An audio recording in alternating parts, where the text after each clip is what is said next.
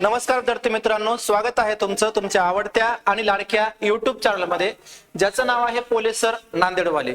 तर या चॅनलच्या माध्यमातून विद्यार्थी मित्रांनो, आपण 12वी कॉमर्स आणि 12वी आर्ट्स या फॅकल्टीमधील जे वेगवेगळ्या प्रकारचे विषय आहेत आपले, तर त्या विषयाचे जे महत्त्वाचे प्रश्न आहेत, महत्त्वाचे प्रश्न कोणते कोणते म्हणजे परीक्षेच्या दृष्टिकोनातून कोणते कोणते प्रश्न महत्त्वाचे असणार आहेत, यावर आपण चर्चा करायला।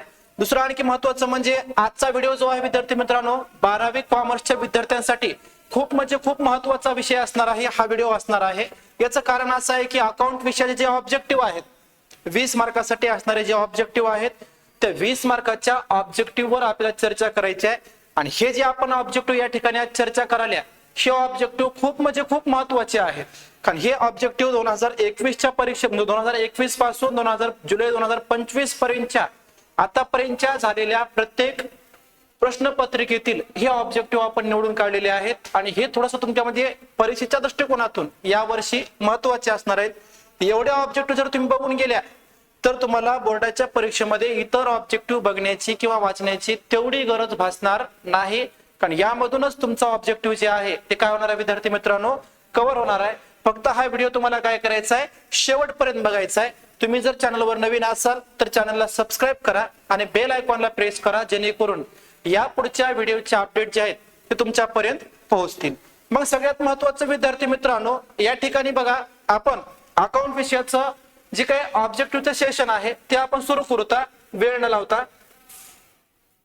तर बघा, वस्तुनिष्ठ प्रश्न सप्टेंबर 2021च्या परीक्षेमध्ये विचारलेले प्रश्न आहेत। बघा, सप्टेंबर 2021च्या परीक्षेमध्ये विचारलेले प्रश्न बघा, काय म्हणले प्रश्न, खालील उपप्रश्नांची काय करा, उत्तरे द्या। किती मार्कासाठी आहेत, 20 मार्कासाठी आहेत। त्यामधला प्रश्न पहिला अ बघा, काय आहे, योग्य पर्याय निवडून वाक्य काय करायचंय, पुन्हा लिहायचंय।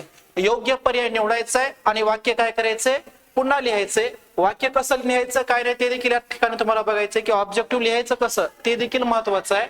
आणि तुम्हाला सांगायचं एवढंच बरं का, हे ऑब्जेक्टिव्ह एवढं महत्वाचं आहे की व्हिडिओ जर तुम्ही पाहिलात तर तुम्हाला ऑब्जेक्टिव्ह वाचण्याची गरज भासणार नाही, इतकं महत्वाचं ऑब्जेक्टिव्ह आहे। हेच किंवा यामध्ये थोडाफार बदल करून ऑब्जेक्टिव्ह परीक्षेमध्ये काय केले जातील, विचारले जातील। तर बघा, मग पहिलं विधान आहे, योग्य पर्याय निवडून लिहायचं पहिलं विधान आहे की व्यवसायाची आर्थिक स्थिती दर्शविणाऱ्या विवरणाला काय म्हणतात। आता व्यवसायाची आर्थिक स्थिती दर्शविणाऱ्या विवरणाला काय म्हणायचं, तेरीच पत्रक म्हणायचं का, नाही। भांडवल म्हणायचं का, नाही। तर काय म्हणायचं, ताळेबंद म्हणायचं। काय म्हणायचं, ताळेबंद। मग हे उत्तर लिहायचं कसं, तर या प्रकारे बघा, 1 नंबर विधान टाकायचं आणि लिहायचं, व्यवसायाची आर्थिक स्थिती दर्शविणाऱ्या विवरणाला काय म्हणतात, ताळेबंद। आणि ताळेबंद लिहिल्याच्या नंतर अशी डबल रेष मारून त्याला अंडरलाईन करायचे, ओके। त्यानंतर दुसरं विधान बघा, संगणकाला इच्छित कार्य करण्यासाठी निर्देश देणाऱ्या प्रोग्रामच्या संचाला डॅश डॅश म्हणतात। प्रोग्रामच्या संचाला काय म्हणतात, तर संगणकाला इच्छित कार्य करण्यासाठी प्रोग्रामच्या संचाला काय म्हणायचं, सॉफ्टवेअर म्हणायचं, प्रोग्राम म्हणायचं, ऍप्लिकेशन म्हणायचं की हार्डवेअर म्हणायचं। तर याचं उत्तर असणार विद्यार्थी मित्रांनो, सॉफ्टवेअर। मग संगणकाला इच्छित कार्य करण्यासाठी निर्देश देणाऱ्या प्रोग्रामच्या संचाला काय म्हणायचं, सॉफ्टवेअर म्हणायचं। काय म्हणायचं, सॉफ्टवेअर म्हणायचं। त्यानंतर 3 नंबरचं विधान बघा, 3 नंबरचं विधान काय, वित्तीय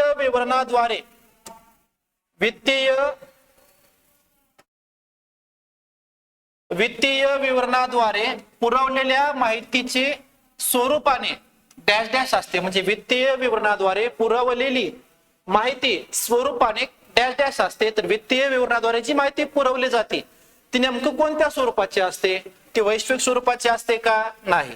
ती पूर्ण स्वरूपाची असते का, नाही। तर याचं उत्तर काय असणार आहे, ऐतिहासिक स्वरूपाची। कोणत्या स्वरूपाची असते, ऐतिहासिक स्वरूपाची असते। ऐतिहासिक स्वरूपाचे लिहून असं अधोरेखित करायचे। त्यानंतर बघा, 4 नंबरचं विधान आहे। 4 नंबरचं विधान हे थोडंसं महत्वाचं यासाठी विद्यार्थी मित्रांनो,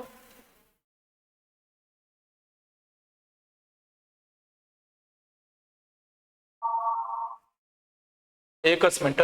4 नंबरचं विधान बघा, निवृत्त भागीदाराच्या भांडवल खात्यावरील शिल्लक त्याच्या डॅश डॅश खात्यावर हस्तांतरित केले जाते। आता निवृत्त भागीदार जो असतो, निवृत्त भागीदाराच्या भांडवल खात्यावरील शिल्लक त्याच्या निष्पादकाच्या म्हणजे वारसदाराच्या,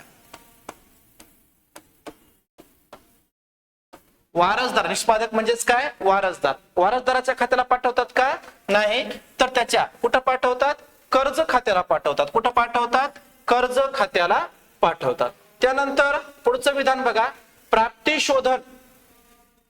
शोधन खात्याच्या वर्षाअखेरची शिल्लक सहसा डॅश डॅश दर्शवते. आता प्राप्ती शोधन खातं म्हणलं तर प्राप्ती शोधन खात्याबद्दल एक गोष्ट ध्यानात ठेवा, शेत विधान झालंच, पण या व्यतिरिक्त एक विधान ध्यानात ठेवायचंय की प्राप्ती शोधन खात्याची सुरुवात आणि शेवट ही रोख व बँक शिल्लकीने होते. या ठिकाणी विधान काय विचारलंय की प्राप्ती शोधन खात्याच्या वर्षाअखेरची शिल्लक सहसा रोख आणि बँक शिल्लक याने काय केली जाते, दर्शविली जाते. ठीक आहे. त्यानंतर बघा पुढचं विधान आहे प्रश्न, सॉरी हे 5 विधान झाले. आता प्रश्न पहिला ब, एकच मिनिट.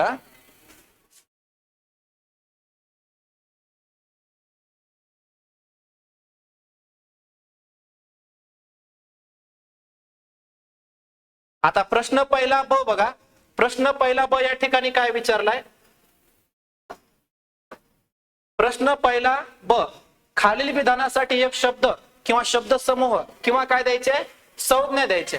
आता खालील काही विधान आहेत, यासाठी एक शब्द समूह काय द्यायचे बघा, तर असे भाग ज्यावर लाभांश निश्चित नसतो. आता हे विधान थोडंसं महत्वाचं आहे बरं का, असे भाग ज्यावर लाभांश काय नसतो, निश्चित नसतो, म्हणजे लाभांश किती मिळणार आहे हे फिक्स नसते, तर अशा भागाला कोणते भाग म्हणायचं, समभाग किंवा साधारण भाग म्हणायचं. आता हेच प्रश्न यावर्षी कदाचित कसा विचारू शकतात की असे भाग ज्यावर लाभांश निश्चित असतो,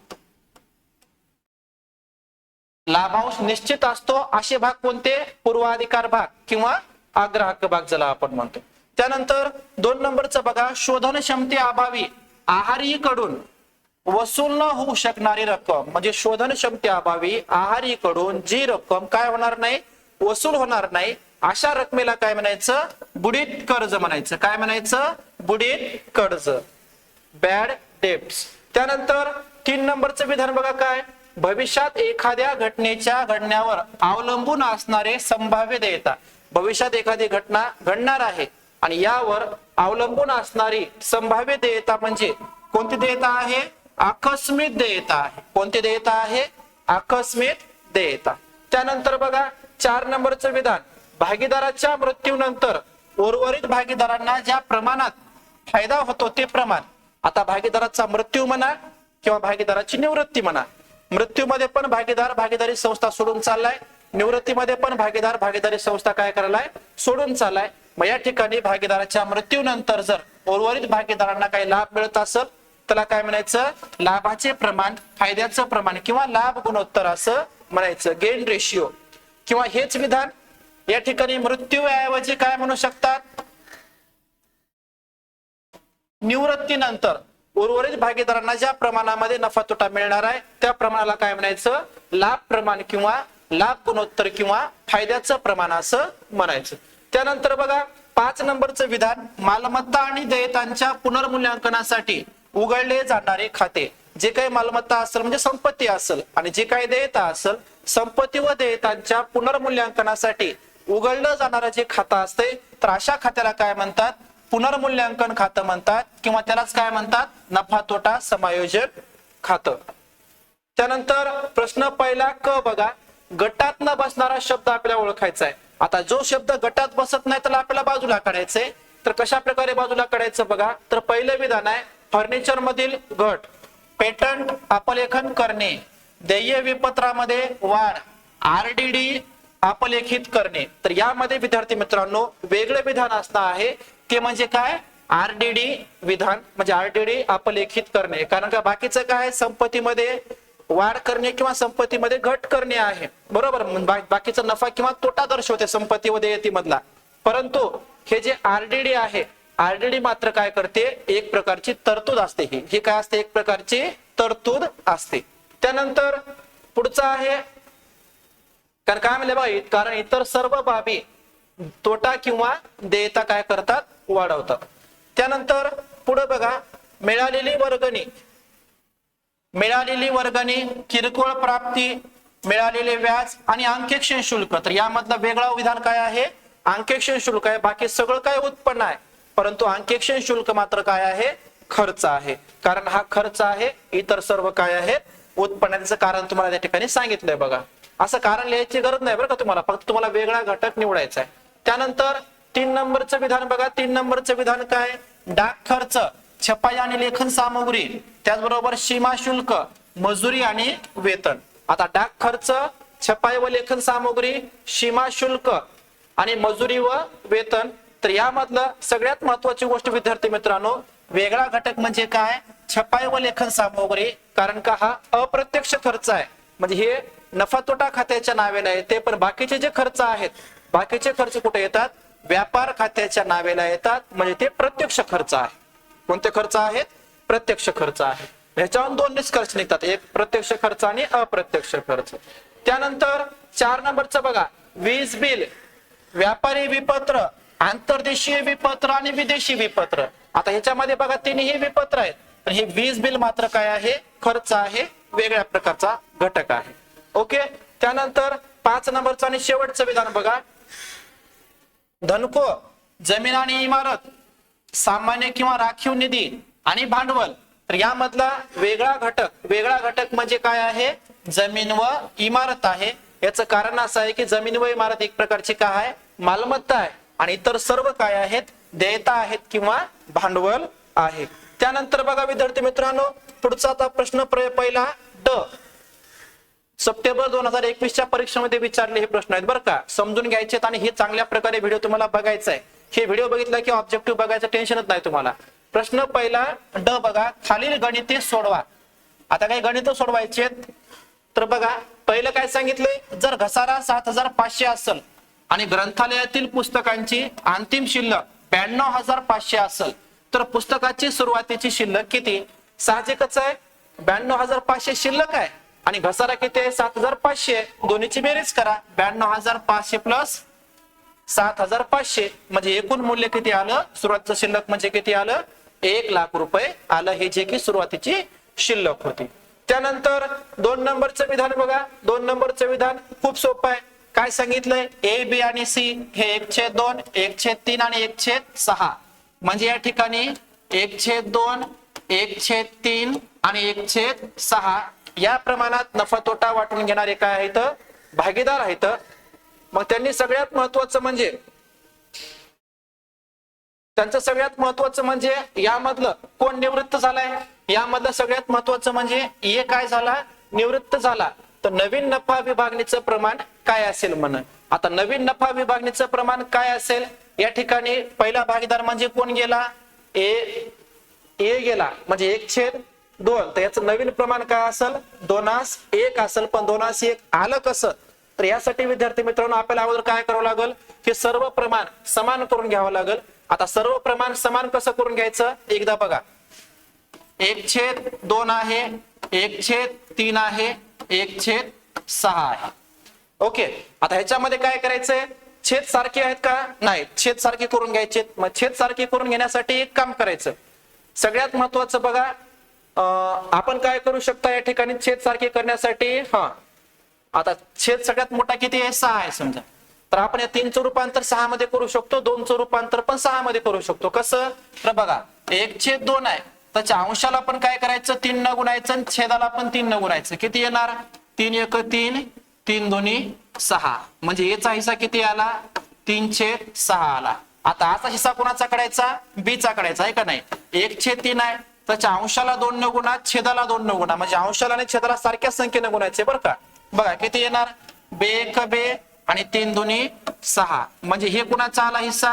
बीचा आला. आणि सी चा हिस्सा तर आपल्याला माहिती आहे. म्हणजे या ठिकाणी बघा, ए चा हिस्सा 3/6, बी चा हिस्सा 2/6 आणि सी चा हिस्सा 1/6 आलाय. मग ह्यामधला कोण गेला? ए गेला. ए गेला याचा अर्थ साहजिकच आहे, उरले कोण कोण? बी आणि सी. म्हणजे त्यांचं प्रमाण किती आलं? उत्तर बघा, 2:1 आलं. हे या प्रकार तुम्हाला सोडवायचं. ठीक आहे. त्याच्यानंतर बघा, याचं डायरेक्ट असं उत्तर लिहिलं तरी चालतंय आणि वर्किंग नोट दाखवली तर खूप चांगलं बरं का. वर्किंग नोटला मार्क असतात याच्या. कारण गणित सोडवा म्हणले ना, कसं काढलं काय तुम्हाला समजलं पाहिजे. शक्यतो या प्रकारे लिहिण्याचा प्रयत्न करा. त्यानंतर तसं तर याचे फायनल मार्क ह्या फायनल उत्तराला पडतात. तुम्ही कसं काढलं ते महत्वाचं नाही, पण ही वर्किंग नोट महत्वाची आहे थोड्या प्रमाणात. त्यानंतर बघा 80,000 रुपयाच्या बँक कर्जावर वार्षिक 12% दराने 6 महिन्याचे व्याज काढा म्हणा. आता 80,000वर 12% दराने 6 महिन्याचे व्याज कसं काढायचं, तर बघा 80,000 घेतले गुणिले 12 भागिले 100 करा. 80,000 गुणिले 12 भागिले 100. तर सगळ्यात महत्वाची गोष्ट बघा 80,000 गुणिले 12 भागिले 100 आणि किती महिन्याचं काढायचंय, 6 महिन्याचं काढायचंय. मग आणखी याला परत काय करायचं, गुणिले 6 आणि भागिले 12, कारण एका वर्षामधून 6 महिन्याचं काढायचंय.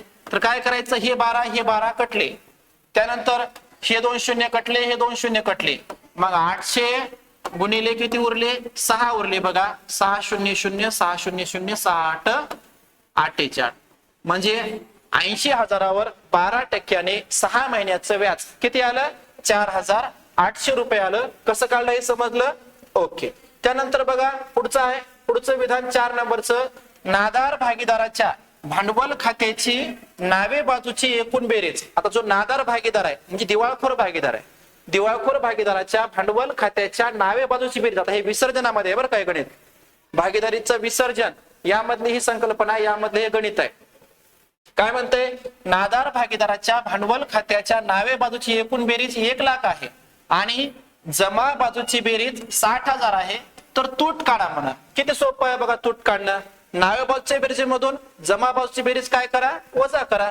1,00,000तून 60,000 वजा केले, उरले किती हजार, 40,000. तर ही 40,000 त्या भागीदाराची काय आहे, तूट आहे. पण तूट कधी येणार, नावेची बेरीज जास्त असेल, जमाची बेरीज कमी असेल, दोन्ही मधला फरक काढल्याच्या नंतर त्याला काय येणार, त्याच्यामध्ये काय येणार, तूट येणार. ओके, हे झालं विधान. आता 5 नंबरचं बघा, 5 नंबरचं विधान. 5 नंबरचं विधान थोडंसं महत्वाचं आहे विद्यार्थी मित्रांनो. काय सांगितले बघा, 30 सप्टेंबर 2020 रोजी संपणाऱ्या वर्षासाठी 1,500 रुपये विमा हप्ता भरलाय. 30 सप्टेंबर 2020 रोजी संपणाऱ्या वर्षासाठी 1,500 रुपये काय भरलाय, विमा हप्ता भरलाय. आर्थिक वर्ष 31 मार्च 2020 रोजी संपत्ती असे गृहीत धरून पूर्वदत्त विमा काय करायचाय, काढायचाय. मग त्यांनी काय केलं, 1,500 रुपये विमा हप्ता भरलाय 30 सप्टेंबर 2020 रोजी. परंतु काय करायचंय आपल्याला, आर्थिक वर्ष कधी समजायचंय, 31 मार्च 2020 रोजी संपत आहे असं गृहीत धरायचंय. 30 सप्टेंबर धरायची गरज नाही. नाही सॉरी, आपल्याला सप्टेंबर, 30 सप्टेंबर रोजी भरलाय, पण वर्ष कधी संपायले, 31 मार्च 2020 ला संपायले. तर या ठिकाणी बघा आपलं मार्चच्या पुढं किती महिन्याचा विमा बघा पूर्वदत्त आहे बघा. मार्च सोडून द्या,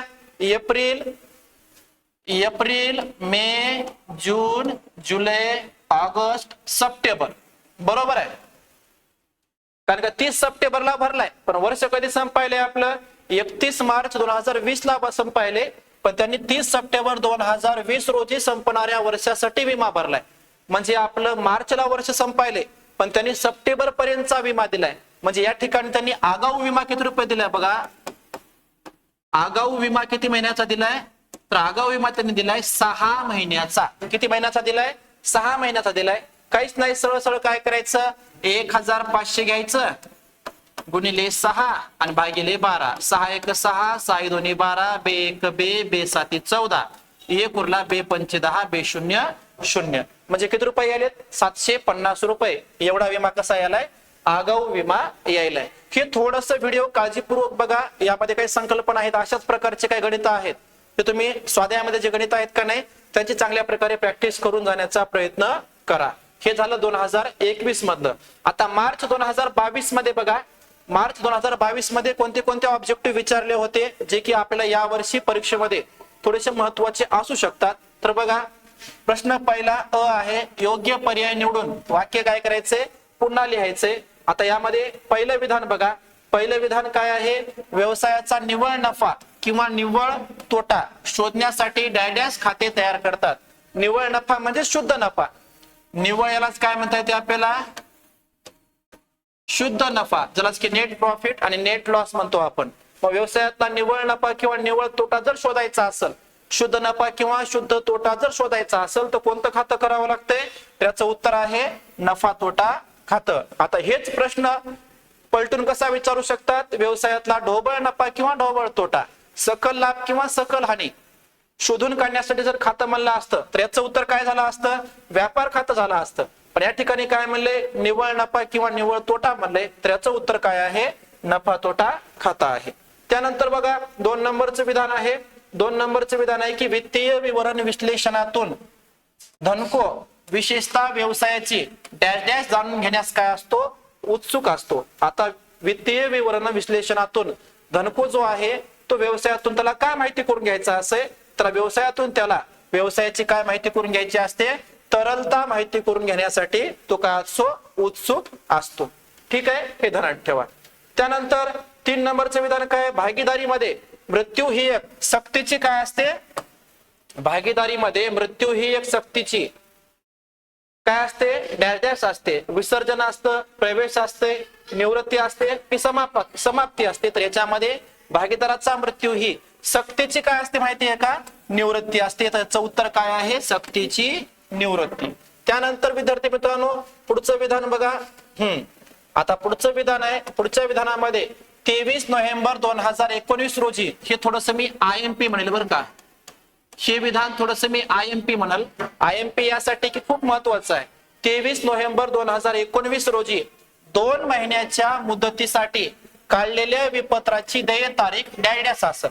आता 23 नोव्हेंबरला एक विपत्र काढले, त्याची मुदत किती महिने आहे? 2 महिने आहे. आणि सगळ्यात महत्वाचं म्हणजे त्या विपत्राची देय तारीख काढायची आहे. देय तारीख काढायची असेल तर देय दिनांक काढण्यासाठी बघा 23 नोव्हेंबर ते 23 डिसेंबर 1 महिना, 23 डिसेंबर ते 23 जानेवारी 2 महिने. पण 23 जानेवारीच्या नंतर काय बदलणार? वर्ष बदलणार. मग 23 जानेवारी 2020 ही त्याची देय दिनांकाची तारीख. पण 23 जानेवारी मध्ये 3 दिवस मिसळतात, अनुग्रह दिवस मिसळतात. 3 दिवस विनिमय विपत्राच्या देय तारीख काढत असताना, देय दिनांक काढत असताना अनुग्रह दिवस किंवा सवलतीचे दिवस म्हणून 3 दिवस मिसळतात. मग 23 जानेवारी 2020 ही तारीख येईल. आता उदाहरणामध्ये हे तुम्हाला चांगल्या प्रकारे समजूनच सांगतो बघा. 23 नोव्हेंबर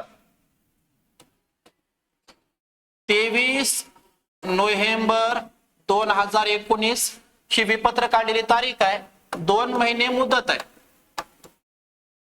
तर 23 नोव्हेंबर ते 23 डिसेंबर 1 महिना झाला.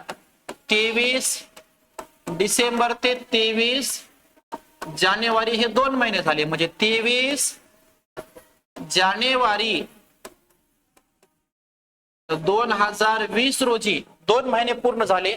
अनुग्रह दिवस म्हणून विनिमय विपत्रामध्ये अनुग्रह दिवस किंवा सवलत म्हणून 3 दिवस असतात. 23 जानेवारी मध्ये 3 दिवस मिसळले, तारीख किती येणार? 26 जानेवारी येणार. 26 जानेवारी 2020 येणार.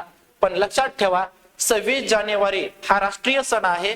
त्या दिवशी सार्वजनिक सुट्टी असते, म्हणून त्या दिवशी विपत्राचं शोधन करता येणार नाही किंवा त्या दिवशी देय दिनांक काढता येणार नाही. तर त्याच्या 1 दिवस अगोदर म्हणजे किती तारखेला? 25 जानेवारीला त्याची काय समजावी लागल? देय दिनांक समजावी लागल. ह्याचं उत्तर काय असणार आहे विद्यार्थी मित्रांनो या गणितामध्ये? किती जानेवारी? बघा 25 जानेवारी 2020 ही त्या विपत्राची काय असेल? देय दिनांक असेल. दुसरं लक्षात ठेवा, 2 दिनांक लक्षात ठेवायचे, 15 ऑगस्ट आणि 26 जानेवारी. 15 ऑगस्टला देय दिनांक येत असेल त्याचा देय दिनांक किती घ्यायचा? 14 ऑगस्ट घ्यायचा. 26 जानेवारीला येत असेल तर किती घ्यायचं? 25 जानेवारी घ्यायचं. पण हे राष्ट्रीय सण आपल्याला माहिती असतात. 15 ऑगस्ट कधी असते आणि 26 जानेवारी कधी असते आपल्याला माहिती असते. पण जर समजा शासनानं देय दिनांकाला अचानक सुट्टी घोषित केली तर विपत्राचं शोधन हे 1 दिवस नंतर घ्यायचं. समजा उदाहरणामध्ये एखाद्या विपत्राचा देय दिनांक यायलाय, उदाहरणासाठी सांगालो बरं का, एखाद्या विपत्राचा देय दिनांक यायलाय समजा 10 मार्च. 3 दिवस मिसळून तारीख किती आली? 10 मार्च आली समजा. मग समजा शासनानं अचानक सुट्टी घोषित केली. अचानक सुट्टी घोषित केल्यावर अशा विपत्राचं शोधन हे 1 दिवस नंतर म्हणजे 11 मार्चला केलं जाते. लक्षात द्या, जी सुट्टी माहिती असते त्याच्या 1 दिवस अगोदर शोधन करायचं. देय दिनांक येते अगोदर, देय दिनांक येते 1 दिवस अगोदर येते. आणि जी सुट्टी अचानक असते अशा विपत्राचा देय दिनांक 1 दिवस नंतर काढायचा आहे. ठीक आहे, हे थोडस महत्वाचं आहे बरं का. यावर्षी विनिमय विपत्राचा हे प्रश्न बघून जा. त्यानंतर 5 नंबरचं विधान बघा. 5 नंबरचं विधान काय? मालमत्तेच्या मूल्यामध्ये होणारी घट ही नफा तोटा समायोजन खात्याच्या डॅश डॅश बाजूला नोंदवली जाते. आता मालमत्ता म्हणजे संपत्तीच्या मूल्यामध्ये होणारी घट आहे, तर ती नफा तोटा समायोजन खातं म्हणजेच पुनर्मूल्यांकन खात्याच्या कोणत्या बाजूला येते? नावे बाजूला येते. या वर्षी हेच विधान काय म्हणू शकतात? मालमत्तेच्या मूल्यामध्ये होणारी वाढ असं विचारू शकतात. मालमत्तेच्या मूल्यामध्ये होणारी वाढ नफा तोटा समायोजन खात्याच्या कुठे येणार? जमाला येणार. पण या विधानामध्ये काय सांगितलंय? मालमत्तेच्या मूल्यामध्ये होणारी जी घट आहे, जर संपत्तीचं मूल्य कमी झालं तर पुनर्मूल्यांकनाच्या म्हणजेच नफा तोटा समायोजन खात्याच्या कुठे घ्यायचं? नावे बाजूला घ्यायचं. त्यानंतर पुढचं विधान बघा. चला हे संपले समजा. प्रश्न पहिला अ झाला. आता प्रश्न पहिला ब बघा. खालील विधानासाठी एक शब्द किंवा शब्द समूह किंवा संज्ञा लिहा म्हणले. पहिलं विधान काय? व्यापार खात्याची नावे शिल्लक. आता व्यापार खात्याची नावे शिल्लक म्हणजे काय? व्यापार खात्याच्या नावे शिल्लक म्हणजे नावे बाजूची बेरीज कशी असणे? जास्त असणे. जमा बाजूची बेरीज कशी असणे? कमी असणे. जेव्हा व्यापार खात्यावर नावे शिल्लक असते म्हणजेच नावे बाजूची बेरीज जास्त असते, तेव्हा व्यापार खात्यावर काय होते? ढोबळ तोटा होते. आणि हेच विधान कसं विचारू शकतात पलटून यावर्षी? व्यापार खात्याची जमा शिल्लक. जमा शिल्लक म्हणजे जमा बाजूची बेरीज कशी असेल? जास्त असेल. तर या ठिकाणी त्याला आपल्याला काय म्हणता येते? ढोबळ नफा. काय म्हणता येते? ढोबळ नफा म्हणता येते. त्यानंतर 2 नंबरचं विधान बघा. भागीदारी संस्थेच्या विसर्जनावेळी होणारा खर्च. आता भागीदारी संस्थेचं विसर्जन व्हायले तर विसर्जनासाठी होणारा जो खर्च असतो त्याला विसर्जन खर्च, वसुली खर्च किंवा रोखीकरण खर्च असंही म्हणतात. रोखीकरण खर्च असंही म्हणतात, ही माहिती असावं. त्यानंतर जुनं प्रमाण वजा नवीन प्रमाण म्हणजे जुन्या प्रमाणातून नवीन प्रमाण जर काय केलं असेल? वजा केला असेल तर त्या प्रमाणाला काय म्हणतात? त्यागाचं प्रमाण म्हणतात. आता हेच प्रश्न पलटून कसा विचारतील? नवीन प्रमाणातून जुनं प्रमाण जर वजा केलं तर त्याला काय म्हणायचं?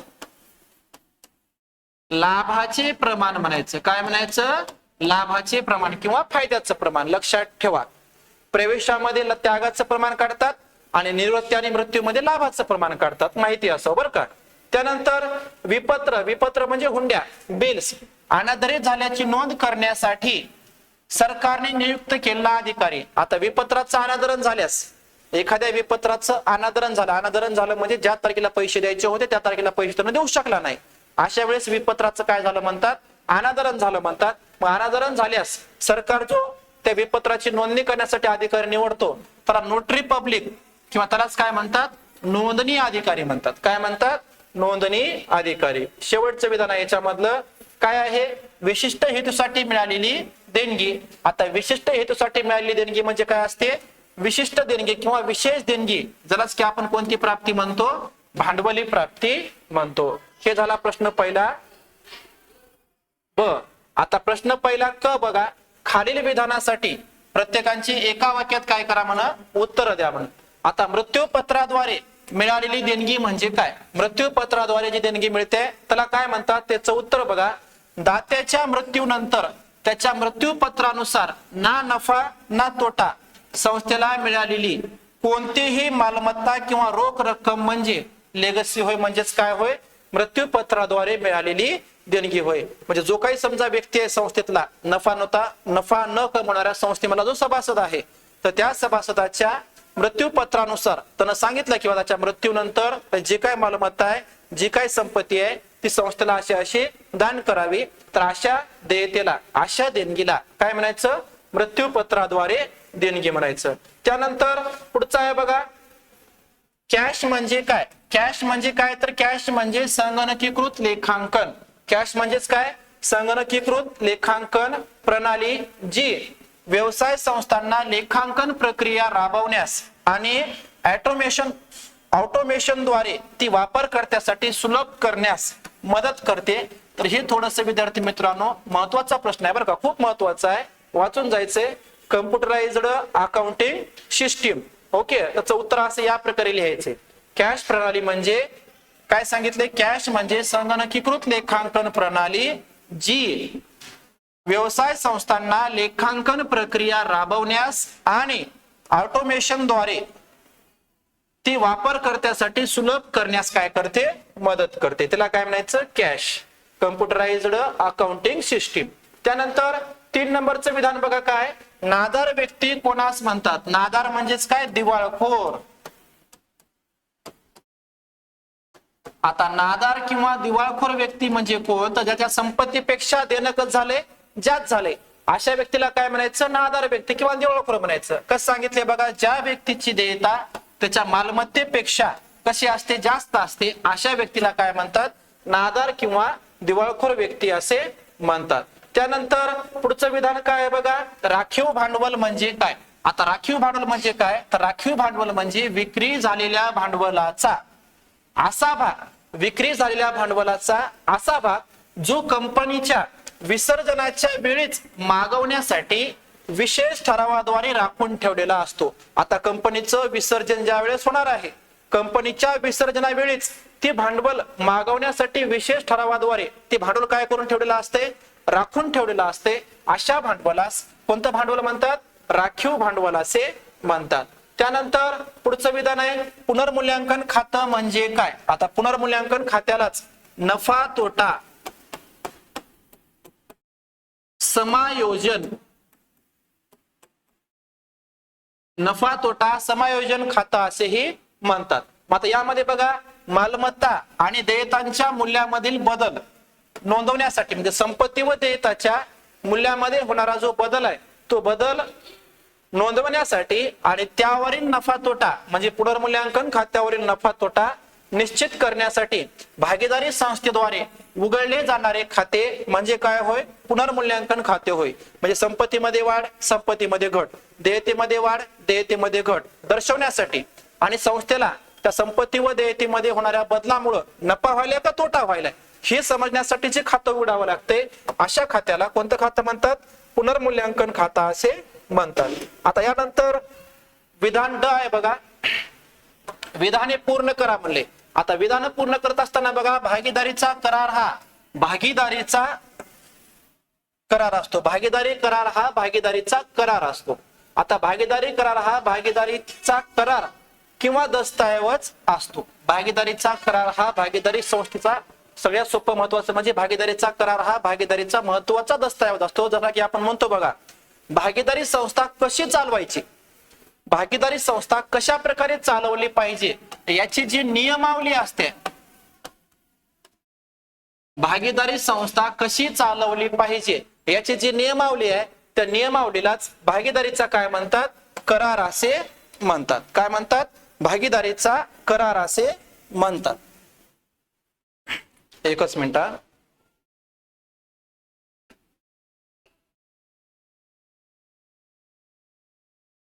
पुढचं आहे बघा, 2 नंबरचं विधान, औरंगाबाद, आता सध्याचं छत्रपती संभाजीनगर, ठीक आहे, औरंगाबाद विद्यापीठ नफा तोटा खात्याऐवजी आयव्यय खाते तयार करते.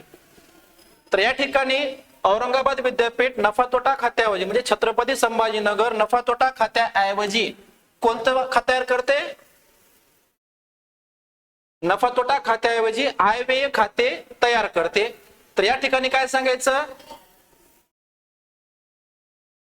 की औरंगाबाद विद्यापीठ नफा तोटा खात्याऐवजी उत्पन्न खर्च खाते काय करते, तयार करते. आयव्यय खाते नाही, आयव्यय खात्यालाच, बरोबर आहे, उत्पन्न खर्च खाते तयार करते, हे विधान बरोबर आहे. एकच मिनिट. काय म्हणलंय, औरंगाबाद विद्यापीठ नफा तोटा खात्याऐवजी आयव्यय खाते तयार करते.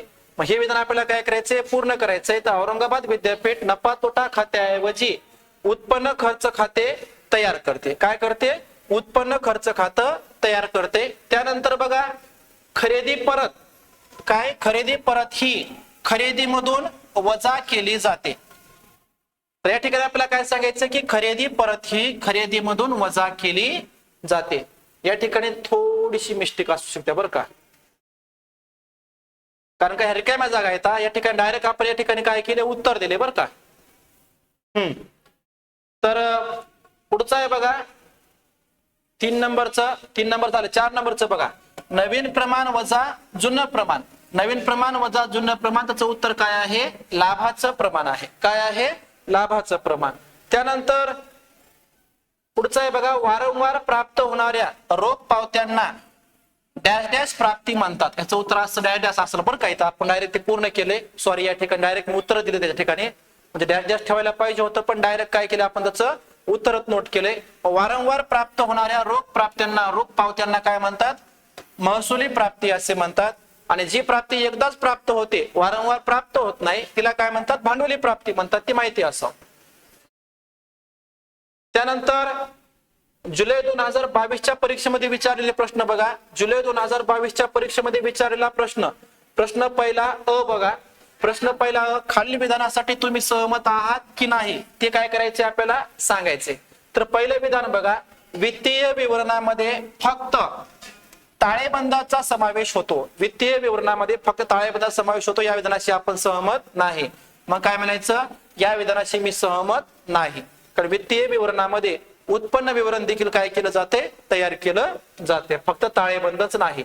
त्यानंतर 2 नंबरचं विधान बघा, ज्या व्यक्तीच्या नावे विपत्र प्रष्टांकित केलं जाते, म्हणजे ज्या व्यक्तीच्या नावे विपत्र काय केलं जाते, प्रष्टांकित केलं जाते, त्याला काय म्हणतात, प्रष्टांकिती म्हणतात. त्याला काय म्हणतात, प्रष्टांकिती म्हणतात. म्हणजे ज्या व्यक्तीला विपत्राचं हस्तांतरण केले तर त्याला प्रष्टांकिती म्हणतात. तर या विधानाशी आपण सहमत आहोत. लक्ष द्या, जो व्यक्ती विपत्र प्रष्टांकित करतो म्हणजे विपत्राचा मालकी हक्क बदलणे. प्रष्टांकित करणे म्हणजे विपत्राचा काय बदलणे, मालकी हक्क बदलणे. जो विपत्र प्रष्टांकित करतो त्याला काय म्हणतात, प्रष्टांकक. ज्या व्यक्तीला विपत्र प्रष्टांकित केलं जाते त्याला म्हणतात प्रष्टांकिती. हे थोडस माहिती असावं बरं का. बघा, ज्या व्यक्तीच्या नावे विपत्र प्रष्टांकित केलं जातं त्याला प्रष्टांकिती म्हणतात. तर हे विधान काय आहे, सहमत आहे. मग हेच प्रश्न कसा विचारतील, जो व्यक्ती विपत्र, ज्या व्यक्तीच्या नावे विपत्र प्रष्टांकित केलं जाते तर ते विपत्र प्रष्टांकित करणाऱ्या व्यक्तीला काय म्हणायचं, प्रष्टांकक म्हणायचं. काय म्हणायचं, प्रष्टांकक. त्यानंतर निवृत्त होणारा भागीदार सामान्य राखीव निधी आणि साठवलेल्या नफ्यातील वाट्यासाठी पात्र नसतो. तर निवृत्त होणारा भागीदार राखीव निधीसाठी पात्र नसतो म्हणत, हे कसं आहे विधान, चूक आहे. मग या विधानाशी आपण काय आहोत, असहमत आहोत. का निवृत्त होणाऱ्या भागीदाराला राखीव निधी किंवा सामान्य निधी मिळत असतो का, तो संस्थेमध्ये अगोदरच असतो ना, मग त्याच्या सामान्य निधीवर राखीव निधीचा अधिकार आहे. हा, भागीदाराच्या प्रवेशामध्ये मात्र नसतो बरं का, लक्षात ठेवा. त्यानंतर उत्पन्न आणि खर्च खाते हे वास्तविक खातं आहे. उत्पन्न आणि खर्च खाते हे वास्तविक खातं आहे का, नाही. तर यामध्ये उत्पन्न आणि खर्च लिहितात म्हणून हे असहमत आहे. कारण उत्पन्न खर्च खातं हे कोणतं खातं आहे, नामधारी खातं आहे. कोणतं खातं आहे, नामधारी खातं आहे. त्यानंतर पुढचं विधान बघा, भागीदारी संस्था ही एक व्यापारी संस्था आहे. भागीदारी संस्था ही एक व्यापारी संस्था आहे. बरोबर आहे विधान. का नफा कमवण्यासाठी ही संस्था काय झालेली असते, स्थापन झालेली असते. त्यानंतर प्रश्न पहिला ब बघा, दिलेल्या पर्यायापैकी योग्य पर्याय निवडून वाक्य काय करायचंय, पुन्हा लिहायचे. आता ह्याच्यातला तुम्हाला ऑप्शन निवडायचा आहे. तर विधान काय, ज्या प्रमाणात चालू राहणारे भागीदार निवृत्त भागीदाराचा हिस्सा मिळवतात त्या प्रमाणाला काय म्हणायचं, म्हणजे एखादा भागीदार निवृत्त झालाय आणि जे भागीदार व्यवसाय चालू ठेवायले तर त्यांना जे हिस्सा मिळते, त्यांना जे लाभाचं प्रमाण मिळते, त्यांना जो प्रमाण मिळते त्या प्रमाणाला त्या हिस्साला काय म्हणायचं, जुनं प्रमाण नाही, नवीन प्रमाण नाही, त्याला काय म्हणायचं, लाभाचं प्रमाण म्हणायचं. काय म्हणायचं, लाभाचं प्रमाण. त्यानंतर 2 नंबरचं विधान बघा, जेव्हा संस्थेचे भागीदार डॅडॅश होतात तेव्हा भागीदारी पूर्णपणे विसर्जित होते. जेव्हा संस्थेचे भागीदार दिवाळखोर होतात, जेव्हा संस्थेचे सर्वच भागीदार बरं का दिवाळखोर म्हणजेच नादार होतात, तर त्याला त्यावेळेस अशा परिस्थितीच्या वेळेस भागीदारी संस्था पूर्णपणे काय होते, विसर्जित होते. ऑटोमॅटिकच होते. हा, लक्षात ठेवा. सगळे दिवाळखोर झाल्यावर, सगळ्याच्या दिवाळ निघाल्यावर संस्था चालणार कोण आहे, कोणीच नाही. 3 नंबरचं काय, ज्या व्यक्तीवर विपत्र काढले जाते त्याला काय म्हणतात. आता ज्या व्यक्तीवर विपत्र काढलं जाते तर त्याला काय म्हणायचं, आहारी, आदाता किंवा आहारता. त्याला काय म्हणायचं, आहारी, ज्यालाच की आदेशिती म्हणतात. आणि जो व्यक्ती विपत्र काढतो त्याला आहारता म्हणायचं. आणि जो व्यक्ती विपत्रातली रक्कम स्वीकारतो त्याला काय म्हणायचं, आदाता म्हणायचं. माहिती असू द्या. त्यानंतर 4 नंबरचं विधान बघा, भागीदारी व्यवसायात भागीदारांची देयता डॅडॅस असते. भागीदारी व्यवसायात भागीदारांची देयता ही कशी असते, अमर्यादित स्वरूपाची असते. कशी असते, अमर्यादित. हा, जे अल्पवयीन भागीदार आहे ज्यांना 18 वर्ष पूर्ण केले नाहीत त्याची जबाबदारी कशी असते, मर्यादित. परंतु बाकीच्या भागीदारांची जबाबदारी ही कशी असते, त्याची देयता पण कशी असते, अमर्यादित. म्हणजे त्यांची संपत्ती जेव्हा कमी पडली, भागीदारी संस्थेला जर संपत्ती कमी पडली तर त्यांची खाजगी मालमत्ता विकून त्यांना संस्थेचं देणं काय करावं लागतंय, द्यावं लागते. त्यानंतर 5 नंबरचं विधान बघा. 5 नंबरचं विधान काय सांगितलंय, अजय आणि विजय 3:2 प्रमाणात नफा तोटा वाटून घेणारे काय आहेत, भागीदार आहेत. त्यांनी काय केलंय, संजयला 1/5 हिश्श्यासाठी भागीदारीमध्ये प्रवेश दिलाय. तर नवीन नफा तोटा विभाजनाचं प्रमाण काय असेल. आता या ठिकाणी बघा, अजय विजय यांचं जुनं प्रमाण, अजय विजय यांचं जुनं प्रमाण काय आहे, 3:2 आहे. 3:2 म्हणजे 3/5 आणि 2/5 आहे. त्यांनी काय केलंय, संजयला प्रवेश दिलाय आणि त्याला हिस्सा किती मिळणार आहे, 1/5 मिळणार आहे. आता हे शॉर्टकट कसं काढायचं लक्ष द्या. एक काम करायचं, नवीन प्रमाण काढण्यासाठी 2 पायऱ्या आहेत. आपल्या युट्यूबवर व्हिडिओ आहे प्रवेशामधला आहे बरं काय. नवीन प्रमाण काढण्याच्या 2 पायऱ्या आहेत. एक शिल्लक नफा काढायचा आणि दुसरं नवीन नफा काढायचं. मग शिल्लक नफा कसा काढायचा, सोपा आहे. छेदामधून अंश वजा करा. नवीन भागीदाराचा हिस्सा जो असतो का नाही, त्याच्या छेदामधून अंश वजा करा. 5 मधून 1 गेला, किती उरले, 4. 4/5 छेद दशात चालवून टाकायचा. म्हणजे शिल्लक नफा किती आला, 4/5 आला. पहिला भागीदार लिहा, अजय. सोपा आहे. अजयचा हिस्सा किती आहे, 3/5 गुणिले हे 4/5 करा. किती येणार, 4×3 12 आणि 5×5 25. म्हणजे 12/25 हिस्सा कोणाचा आहे, अजयचा आहे. विजयचा किती आहे, 2/5 गुणिले 4/5. किती येणार, 4×2 8 आणि 5×5 25. आता इथं सोपा फॉर्म्युला आहे बघा. अजय आणि विजय, अजयचा 12 हिस्सा, विजयचा 8 हिस्सा. 12 आणि 8 किती झाले, 20 झाले. म्हणजे 25 पैकी 20 गेले, उरले किती, 5/25. म्हणजे याचा अर्थ त्यांचं नफा तोटा वाटपाचं नवीन प्रमाण जे असणार आहे, ते नवीन प्रमाण असणार आहे 12/8/5. किती असणार आहे बघा, हे 1 नंबरचं ऑप्शन, 12/8/5. म्हणजे अजयला 12 हिस्से, हे बघा वाटल्यास हे व्हिडिओ पुन्हा बघा. अजयला 12 हिस्से, विजयला 8 हिस्सा आणि संजयला 5 हिस्से उरलेले. ओके. त्यानंतर प्रश्न पहिला क बघा. प्रश्न पहिला क, गटात न बसणारा शब्द ओळखा. आता गटात न बसणारा शब्द ओळखायचा आहे तर पहिलं काय आहे, राखीव निधी आहे. दुसरं बँक कर्ज, तिसरं इमारत आणि चौथं काय आहे, भांडवल आहे. तर याच्यामधला वेगळा शब्द म्हणजे कोणता असणार आहे, इमारत. कारण इमारत ही एक प्रकारची काय आहे, मालमत्ता आहे. हे प्रश्न अगोदर झाला होता बघा 21च्या प्रश्नपत्रिकेमध्ये. ठीक आहे. 2 नंबर बघा, प्रवेश शुल्क प्राप्ती, किरकोळ उत्पन्न, इमारतीसाठी विशिष्ट देणगी, जुन्या वर्तमानपत्राची विक्री. तर यामध्ये सगळ्यात महत्वाचं म्हणजे इमारतीसाठी विशिष्ट देणगी. इमारतीसाठी विशिष्ट देणगी हे याचं उत्तर आहे, वेगळा घटक. कारण काय सांगितलं की ही भांडवली प्राप्ती आहे आणि इतर सर्व महसुली काय आहे, उत्पन्न आहे. प्रवेश शुल्क महसुली उत्पन्न, किरकोळ उत्पन्न हे महसुली उत्पन्न आहे, जुन्या वर्तमानपत्राची विक्री हे पण महसुली उत्पन्न आहे. पण इमारतीसाठी देणगी ही भांडवली प्राप्ती आहे. त्यानंतर पुढचं विधान बघा, टपाल खर्च, लेखन सामुग्री, मिळालेला लाभांश आणि जाहिरात. तर यामध्ये याचं वेगळं उत्तर असणार आहे मिळालेला लाभांश. कारण का हे लाभांश काय आहे, उत्पन्न आहे आणि इतर सर्व काय आहे, खर्च आहे. त्यानंतर 4 नंबरचं बघा, बँक ओव्हरड्राफ्ट, ग्रंथालयातील पुस्तके, औषधांचा साठा आणि उपकरणे. वेगळा शब्द कोणता आहे, बँक ओव्हरड्राफ्ट. कारण बाकी सगळी संपत्ती आहे आणि बँक ओव्हरड्राफ्ट ही काय आहे, देयता आहे. त्यानंतर पुढचं विधान बघा, वसुली खातं म्हणजे याला विसर्जन रोखीकरण खातं आपण म्हणतो बरं का. याला कोणतं खातं, रोखीकरण, रिअलायझेशन अकाउंट आहे का नाही. रोखीकरण खाते, भागीदाराचे भांडवल खाते, ताळेबंद आणि बँक खाते.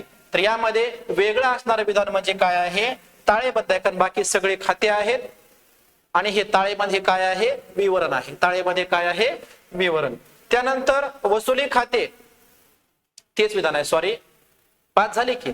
आता प्रश्न पहिला ड बघा, विधाने पूर्ण करा म्हणले. हा, त्याच्या अगोदर असं पाहिजे होतं बरं का, आपण डायरेक्ट रिकाम्या जागा भरल्या होत्या.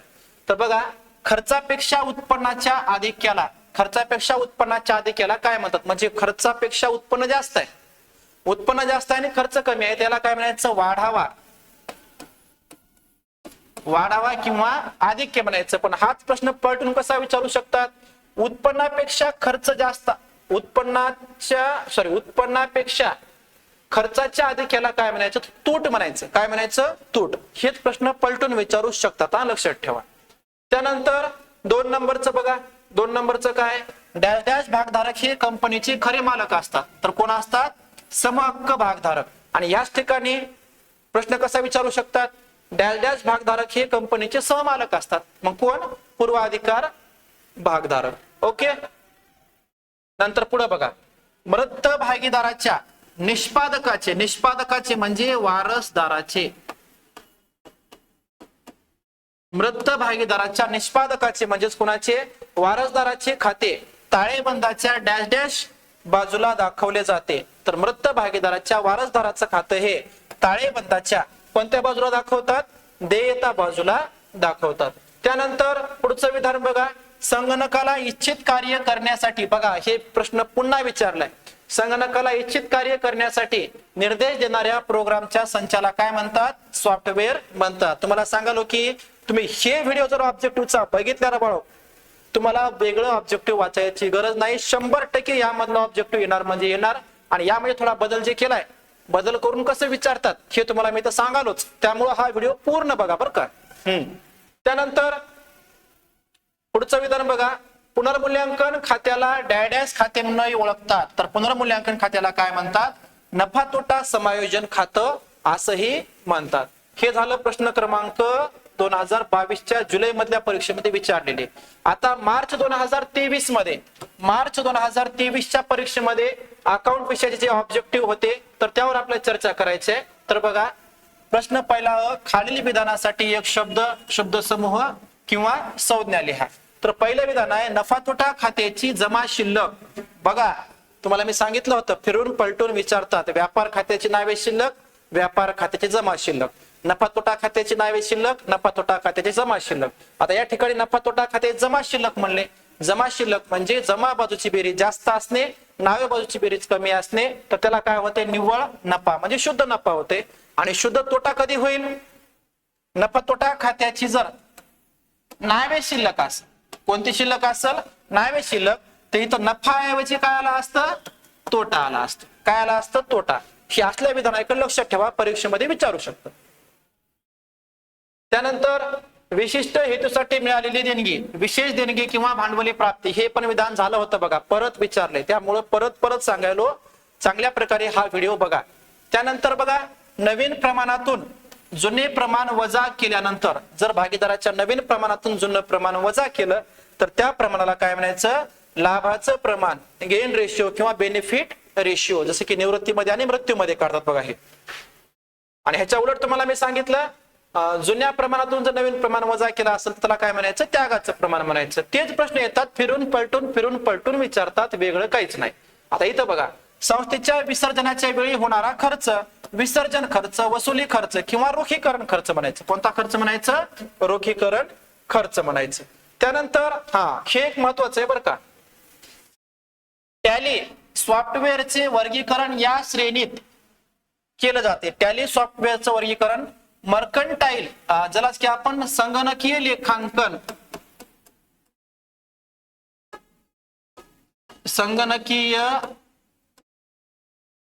लेखांकन मर्कंटाईल या क्षेत्रामध्ये, या श्रेणीमध्ये येत असते संगणकीय लेखांकन किंवा मर्कंटाईल. एवढं लिहिलं तरी चालते बरं का. आता प्रश्न ब बघा, गणित सोडवा म्हणले. काय म्हणले? 1 नंबरचं बघा, फर्निचरवर वार्षिक 12.5% दराने काय करायचंय? घसारा करायचा आहे. 12.5% घसारा करायचा आहे. तर पहिलं अ नंबरचं विधान बघा, 2,20,000 रुपयावर एका वर्षासाठीचं उत्तर किती आले? 27,500 आले. तर कसं काढायचं? तर बघा 2,20,000वर घसारा काढायचा आहे. मग असं 2,20,000 लिहा.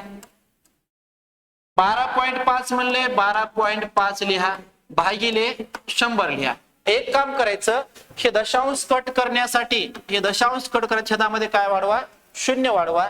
हे 3 शून्य कटले, हे 3 शून्य कटले. 220 गुणिले 125 5 शून्य 0, 5 दोन्ही 10, हातचा 1, 5 दोन्ही 10 आणि 1 11. त्यानंतर 12 शून्य 0, 12 दोन्ही 24 ला 4, हातचा 2, 12 दोन्ही 24 आणि 2 26, 0 0, 4 आणि 1 5, 6 आणि 1 7 आणि हे 2 ला 2. दशांश किती नंतर होता? एका स्थळांत दशांश होता, तर याचं उत्तर किती आलं? 27,000 दशांश आपण कटवला ना, त्याचं उत्तर किती आलं बघा? 27,500 आलं. डायरेक्ट बघा किती आलं? 27,500. दशांश द्यायची गरज नाही बरं का. उत्तर किती आलं? 27,500 आलं. आणि नंतर काय म्हणले की 10,000 रुपयावर 6 महिन्याचा काढायचा आहे. 10,000 रुपयावर 6 महिन्याचा कसा काढायचा? तर यासाठी बघा,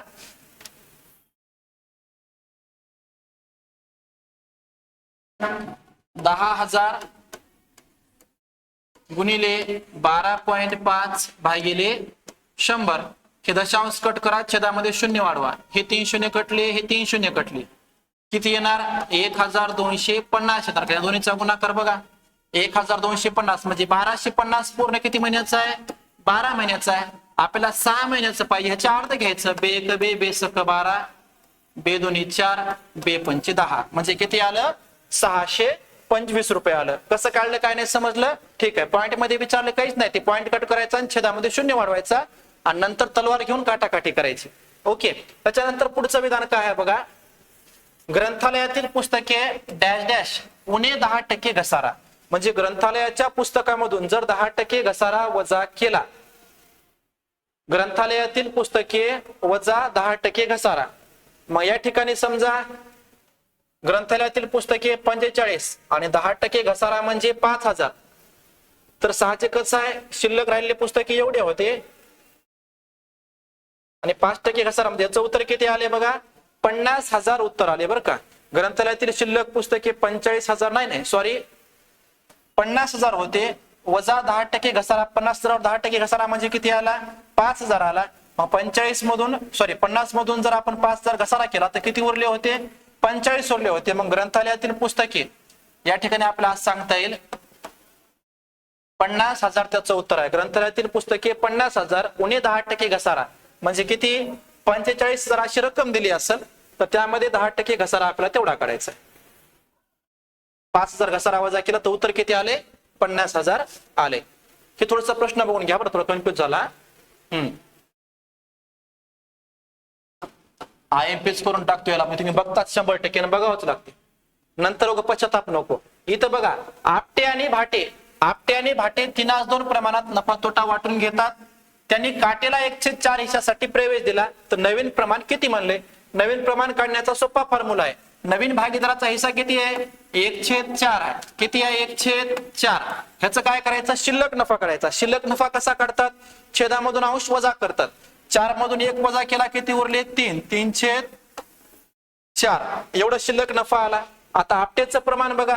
पहिल्यांदा आपटेला घ्या. आपटा इथं आणून आपटेला आपण इथं आणून आपटेला किती आहे? 3/5. 3/5 5 कुठून आले समजलं?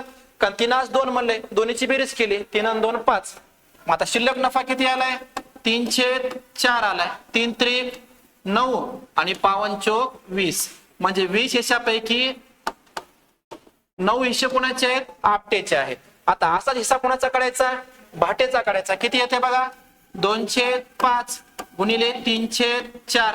3 दोन्ही 6 आणि 5 20. सोपं आहे.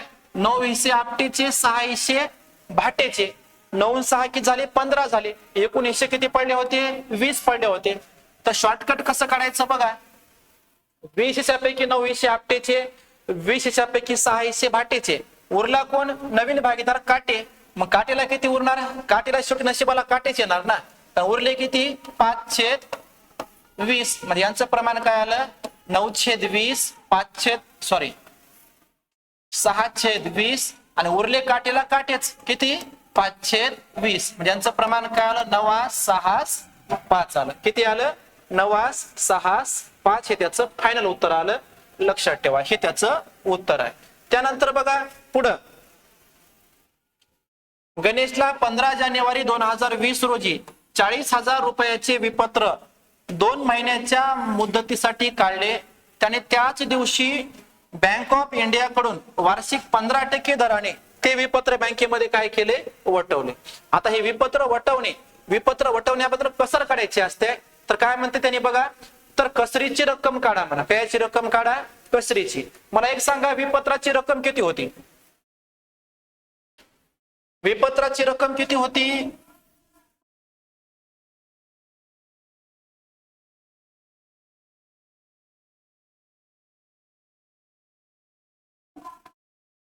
विपत्राची रक्कम होती 40,000. मुदत किती महिने होती? 2 महिने. किती टक्के दरानं वटवलंय? 15% दरानं. काहीच नाही, 40,000 गुणिले 15 भागिले 100 करा आणि गुणिले किती महिन्याचे काढायच्या? 2 महिन्याचे. गुणिले 2 भागिले 12 करा. बस. हे 2 शून्य कटले, हे 2 शून्य कटले. बेसक 12. ठीक आहे, असं तुम्हाला कडे अवघड जाईल, सोप्या भाषेत सांगतो आहे का नाही. 40,000 आधी 15% काढून घ्या 40,000वर. हे 2 शून्य कटले, 2 शून्य कटले. 15 शून्य शून्य, 15 शून्य शून्य, 15 चोक 60. किती रुपये आले? 6,000. 6,000 पूर्ण वर्षभराची कसर यायले. पण आपल्याला विपत्राची मुदत फक्त किती महिने आहे? 2 महिने आहे. मग 2 महिन्याची काढायचे. 2 महिन्याची काय करायचे? मग गुणिले 2 भागिले 12 करा. बेसक 12. 6 1 6, 6 1 6, 0 0 0. म्हणजे याची कसर जे यायले ते किती रुपये यायले? 1,000 रुपये कसर यायले. काहीच नाही, आपण व्याज काढल्यासारखं, घसारा काढल्यासारखं काढायचं. बघा या ठिकाणी उत्तर किती आले? 1,000 रुपये आले. बघा आले का 1,000 रुपये? ओके. आपण जसा घसारा काढता की नाही 15%, 6 महिन्याचा, 15%, 2 महिन्याचा, अगदी तसा काढायचा. इथं मुदत किती महिने म्हणले? 2 महिने. 3 महिने म्हणलं 3 महिन्याचं काढा. 4 महिने म्हणलं 4 महिन्याचं काढा. अवघड काही बी नाही. आता 5वं विधान बघा. 5वं विधान काय? खालील माहितीवरून चालू मालमत्ता काढा म्हणून. आता चालू मालमत्ता कोणती कोणती आहे बघा. ऋणको, धनको, देय विपत्र, स्कंद आणि सुट्टी हत्यारे, बँक ओव्हरड्राफ्ट. काय करायचं? संपत्ती एका बाजूला, देता एका बाजूला. बघा ऋणको, त्याचबरोबर स्कंद, सुट्टी हत्यारे यांची बेरीज करा. ऋणको, स्कंद, सुट्टी हत्यारे यांची बेरीज करा. यांची बेरीज किती येते बघा. ऋणकोची रक्कम किती आहे? 60,000. स्कंदाची किती आहे? 30,000. 60 आणि 30 90 झाली. 90 आणि सुट्टी हत्यारे किती आहे? 10, म्हणजे 1,00,000 झाली. किती झाली? 1,00,000. आणि देयता बघा. देयता किती आहे? धनको 30,000, देय पत्र 20, 30 20 किती झाली? 50 आणि बँक ओव्हरड्राफ्ट किती आहे? 10 आहे बघा. किती झाली? 60.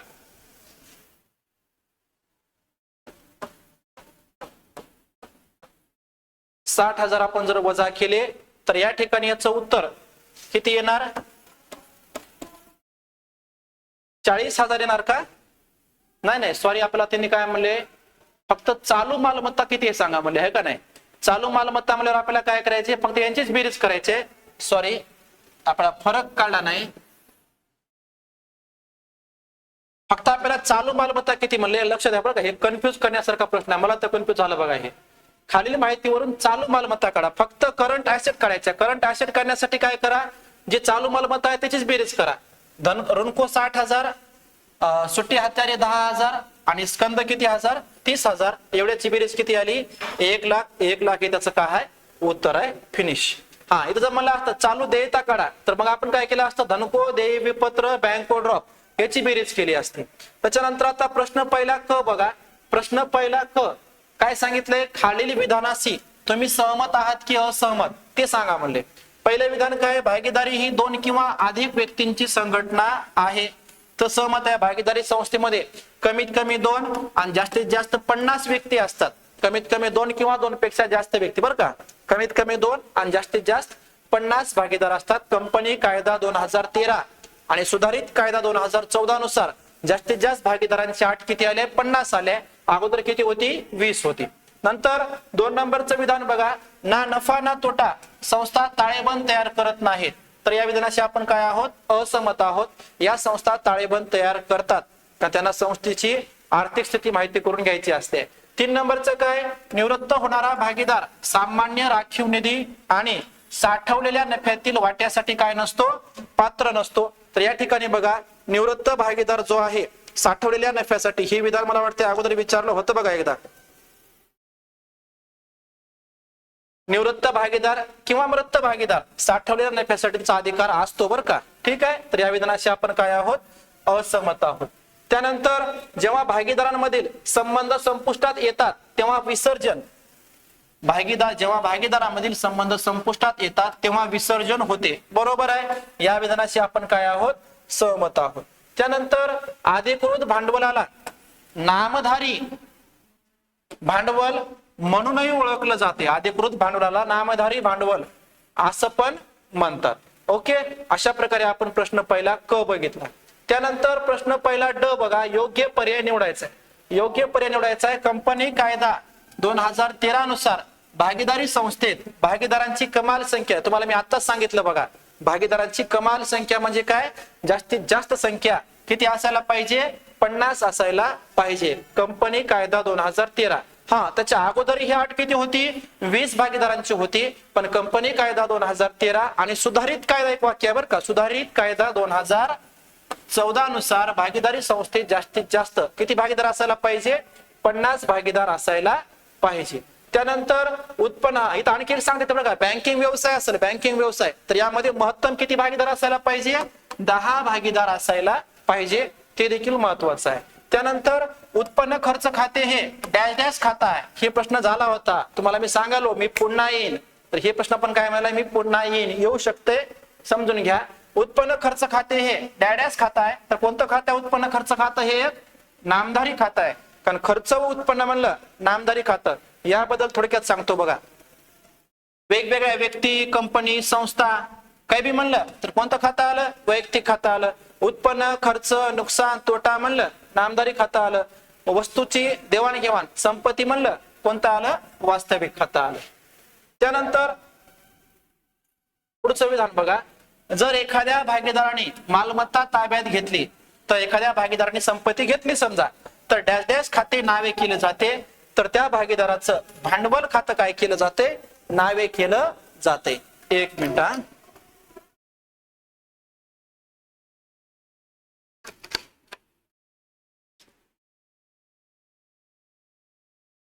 पुढचं विधान बघा,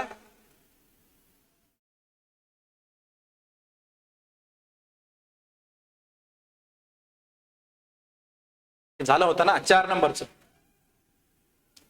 मृत्यू ही सक्तीची काय असते, निवृत्ती असते. मृत्यू ही सक्तीची काय असते, निवृत्ती असते. पुन्हा पुन्हा सांगालो, हा व्हिडिओ शेवटपर्यंत बघा, खूप फायदा होणार तुमचा. सगळं तुमचं ऑब्जेक्टिव्ह 20 मार्काचं बरोबर येणार आहे. ठीक आहे. त्यानंतर ज्या व्यक्तीवर विपत्र काढलं जाते, तर त्याला काय म्हणायचं, आहारी म्हणायचं. जो व्यक्ती विपत्र काढतो त्याला काय म्हणायचं, आहारता. जो विपत्राला स्वीकारतो त्याला काय म्हणायचं, स्वीकारता. आणि विपत्रात उल्लेख केलेली रक्कम ज्या व्यक्तीला मिळणारी असते त्याला काय म्हणायचं, आदाता म्हणजेच प्राप्तकर्ता. माहिती करून घ्या. आता जुलै 2023 मध्ये विचारलेले प्रश्न बघा. जुलै 2023 मध्ये हा प्रश्न पहिला, खालील विधानासाठी एक शब्द किंवा शब्द समूह लिहा. व्यापार खात्याची नावे शिल्लक. बघा, व्यापार खात्याची कोणती शिल्लक, नावे शिल्लक. व्यापार खात्याची नावे, मला वाटते प्रश्न झालाय अगोदर आहे का नाही. व्यापार खात्याची नावे शिल्लक म्हणजे नावे बाजूची बेरीज जास्त असणे, जमा बाजूची बेरीज कमी असणे. जेव्हा व्यापार खात्याची नावे शिल्लक असते त्याला काय म्हणायचं, ढोबळ तोटा म्हणायचं. आणि ढोबळ नफा कधी म्हणायचं, व्यापार खात्याची जर कोणती शिल्लक असेल, जमा शिल्लक असेल, तर त्याला काय म्हणायचं, ढोबळ नफा म्हणायचं. माहिती करून घ्या. ढोबळ नफ्याला सकल लाभ, ढोबळ तोट्याला सकल हानी म्हणतात. त्यानंतर 2 नंबरचं विधान बघा, अशी प्राप्ती जी वारंवार घडणाऱ्या स्वरूपाच्या नसतात, म्हणजे वारंवार प्राप्त होणारी नसते, अशा प्राप्तीला काय म्हणायचं, भांडवली प्राप्ती. आणि जी प्राप्ती वारंवार प्राप्त होते त्याला काय म्हणायचं, महसुली प्राप्ती. जी वारंवार प्राप्त होत नाही तिला भांडवली प्राप्ती, जी एकदाच प्राप्त होते तिला भांडवली प्राप्ती, आणि जी पुन्हा पुन्हा प्राप्त होते तिला काय म्हणायचं, भांडवली प्राप्ती. सॉरी, पुन्हा पुन्हा त्याला महसुली प्राप्ती म्हणायचं. त्यानंतर गुंतवलेले भांडवल गुणिले नफ्याचा सामान्य दर भागिले 100. आता गुंतवलेले भांडवल गुणिले नफ्याचा सामान्य दर भागिले 100. तर काय करायचं असते ते सामान्य नफा. सामान्य नफा करण्यासाठी गुंतवलेलं भांडवल गुणिले प्राप्तीचा सामान्य दर भागिले 100. हे सूत्र कशाचं आहे? सामान्य नफ्याचं आहे. त्यानंतर विपत्र अनादरित झाल्याची नोंद करण्यासाठी नोटरी पब्लिकने, नोटरी पब्लिक म्हणजे नोंदणी अधिकारी,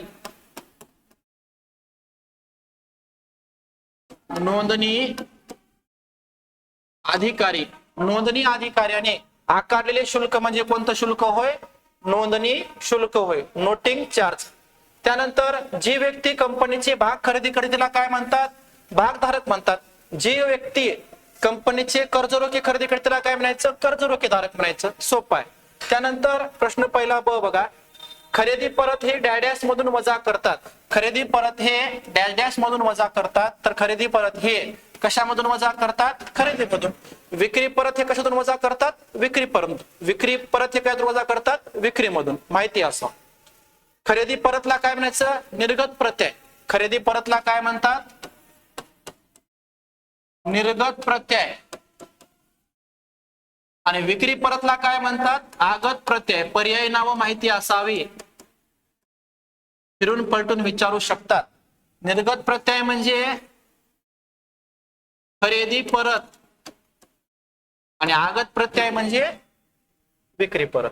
त्यानंतर प्राप्ती. आता या ठिकाणी प्राप्ती, भुगतान म्हणजे शोधन बरं का. प्राप्ती आणि भुगतान म्हणजे शोधन. खाते हे डॅश खाते या श्रेणीत येते असं उत्तर पाहिजे बरं का. डायरेक्ट आपण इथं उत्तर दिलंय की प्राप्ती शोधन खाते हे वास्तविक खाते या श्रेणीमध्ये येते. पुनर्मूल्यांकन खात्याला डॅश खाता असे म्हणतात असं पाहिजे होतं. तर पुनर्मूल्यांकन खात्याला काय म्हणतात? नफा तोटा समायोजन खातं म्हणून ओळखतात. डायरेक्ट इथं उत्तर लिहितात बरं का, काही अडचण नाही, वाचून घ्या तुम्ही फक्त. विपत्राच्या देय तारखेपूर्वीच त्याचे विपत्राचे पैसे देणे म्हणजे समजा देय दिनांक येण्याच्या अगोदरच ज्या तारखेला पैसे द्यायचे त्या तारखेच्या अगोदरच जर विपत्राचे पैसे दिले असतील तर त्याला काय म्हणायचं? निवर्तन म्हणायचं. मुदतीपूर्वी विपत्राचे पैसे देणे त्याला विपत्राचं काय म्हणायचं? निवर्तन. त्यानंतर हे बघा, लाभ प्रमाण. लाभाचं प्रमाण बरोबर नवीन प्रमाण वजा जुनं प्रमाण. इथं त्यागाचं प्रमाण जर विचारलं तर जुन्या प्रमाणातून नवीन प्रमाण काय म्हणायचं? वजा म्हणायचं. ओके. आता प्रश्न पहिला क बघा, एका वाक्यात उत्तरे द्या. भागीदाराचे चालू खाते पार्टनर्स करंट अकाउंट कधी उघडलं जाते? आता भागीदाराचं चालू खातं कधी उघडतात? जेव्हा भागीदारी संस्था स्थिर भांडवल पद्धती स्वीकारते. जेव्हा भागीदारी संस्था काय स्वीकारते? स्थिर भांडवली पद्धत म्हणजे भांडवलामध्ये कसल्याही प्रकारचा काय होणार नाही?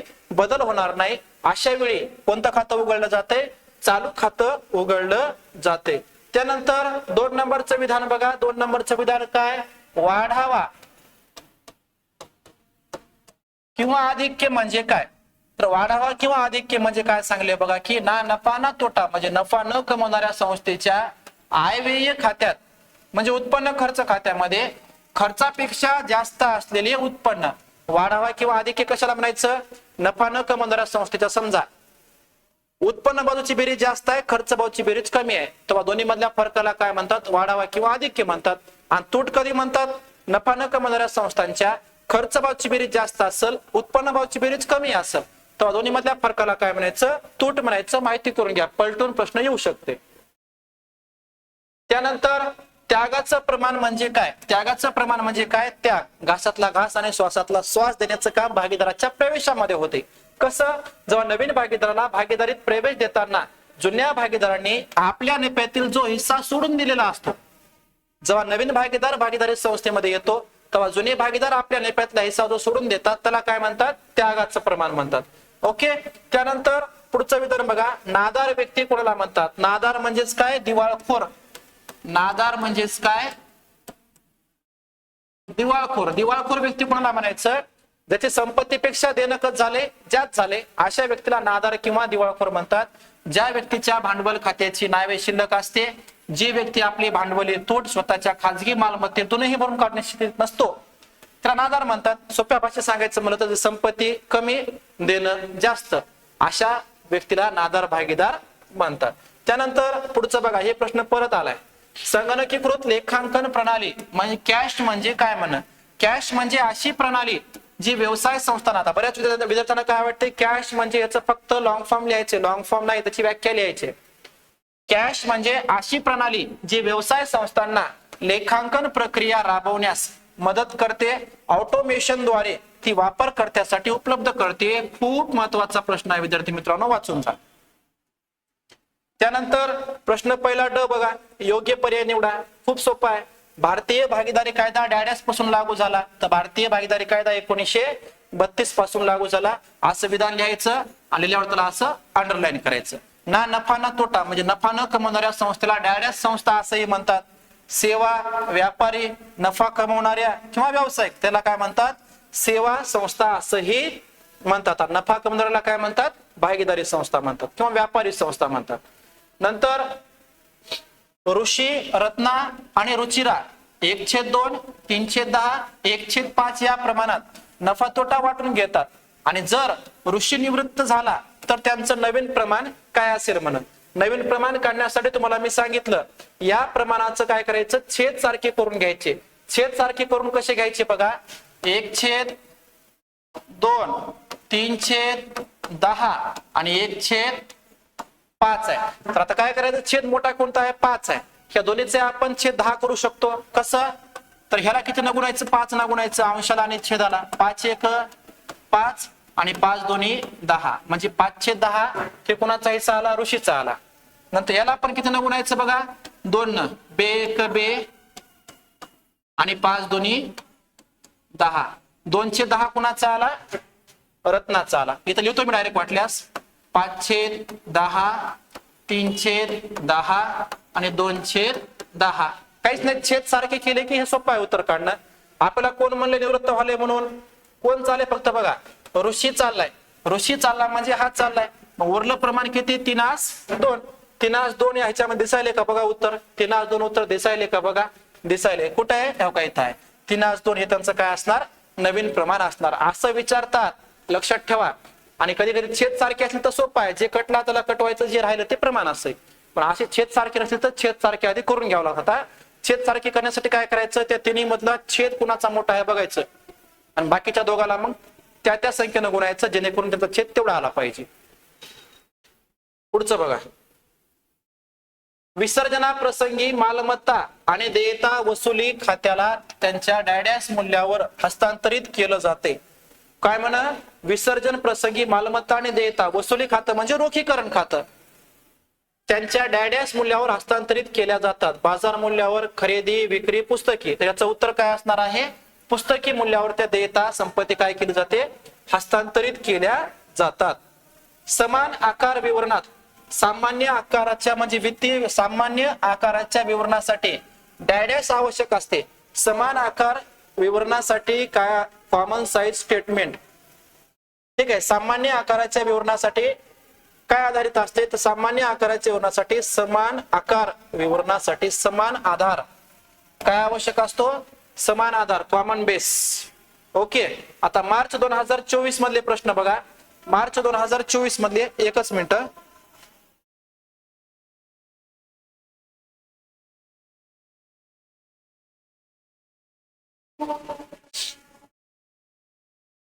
पाणी पितो, 1 मिनिट.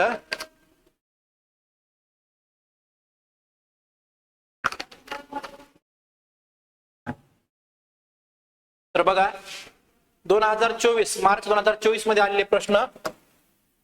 पहिला आहे विक्री झालेले भांडवल, मागवलेले भांडवल, भरणा झालेले भांडवल आणि समहक्क भाग. तर याचं उत्तर काय आहे, समहक्क भाग आहे. बाकीचे भांडवलाचे प्रकार आहेत, म्हणजे भांडवलाचे पायऱ्या आहेत सध्या त्या.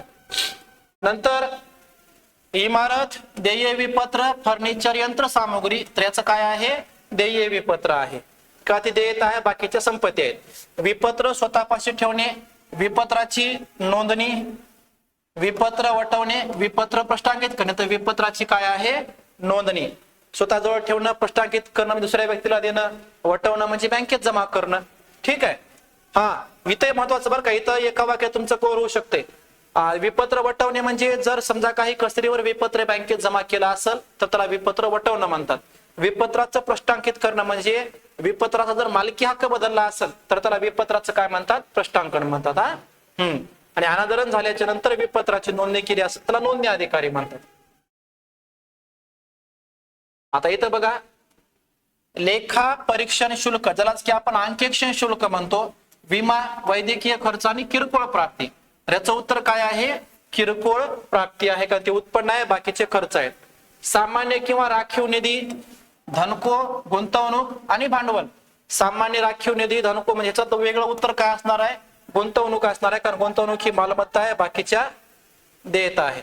आता सहमत किंवा असहमत ते सांगायचंय.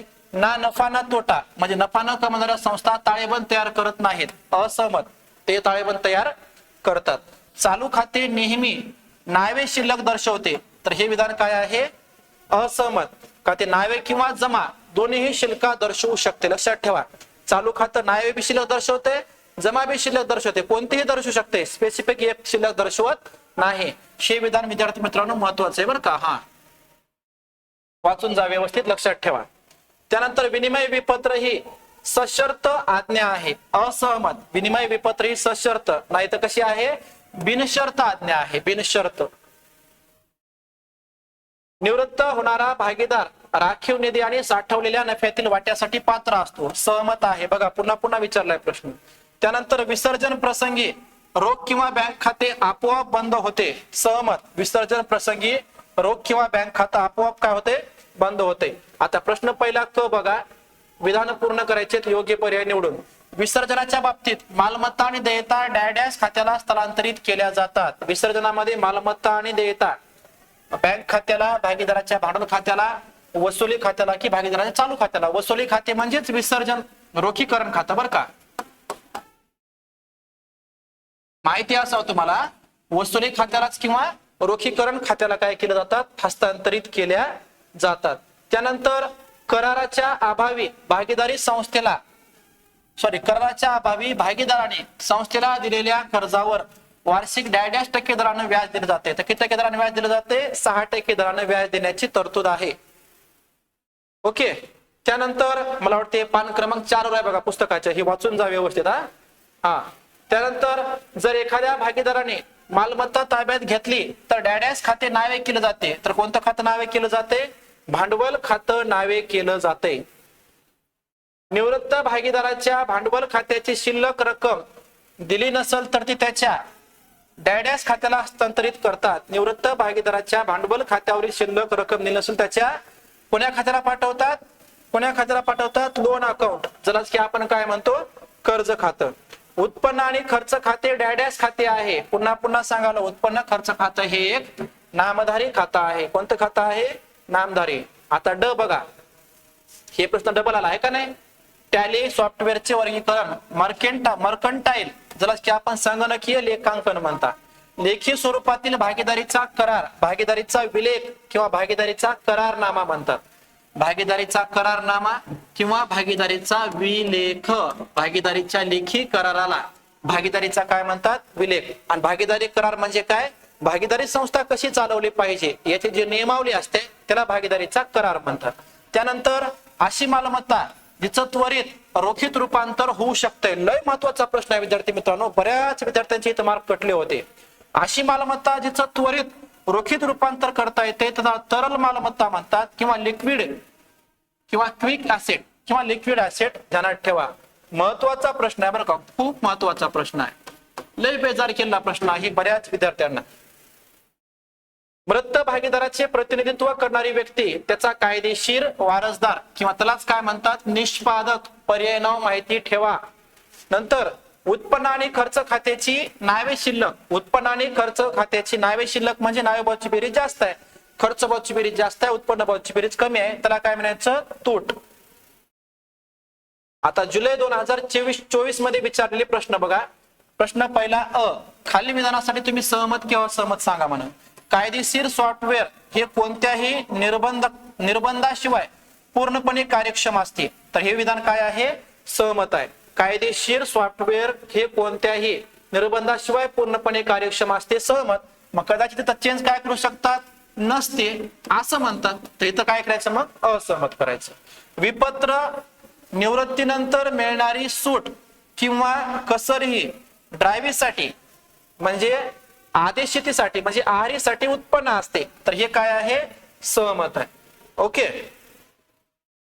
त्यानंतर वसुलीसाठी, वसुलीवरील तोटा, वसुलीवरील तोटा म्हणजे रोखीकरण खात्यावरील तोटा बरं का, सॉरी या ठिकाणी रोखीकरण खात्यावरील तोटा नादार भागीदाराच्या भांडवल खात्यावर हस्तांतरित केला जात नाही, तर असहमत आहे.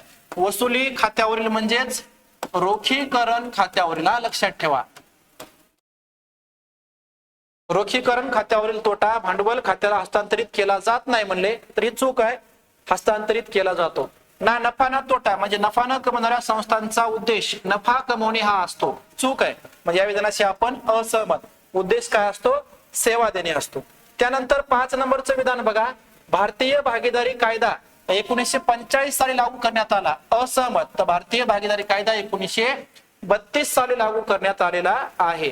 आता योग्य विधान निवडायचे, सॉरी वाक्य पूर्ण करायचे, योग्य पर्याय निवडून वाक्य पूर्ण करायचे. कसं बघा, भागीदाराच्या मृत्यूनंतर त्याच्या भांडवल खात्यावरील शिल्लक त्याच्या कायदेशीर वारसाच्या कर्ज खात्याला काय केलं जाते?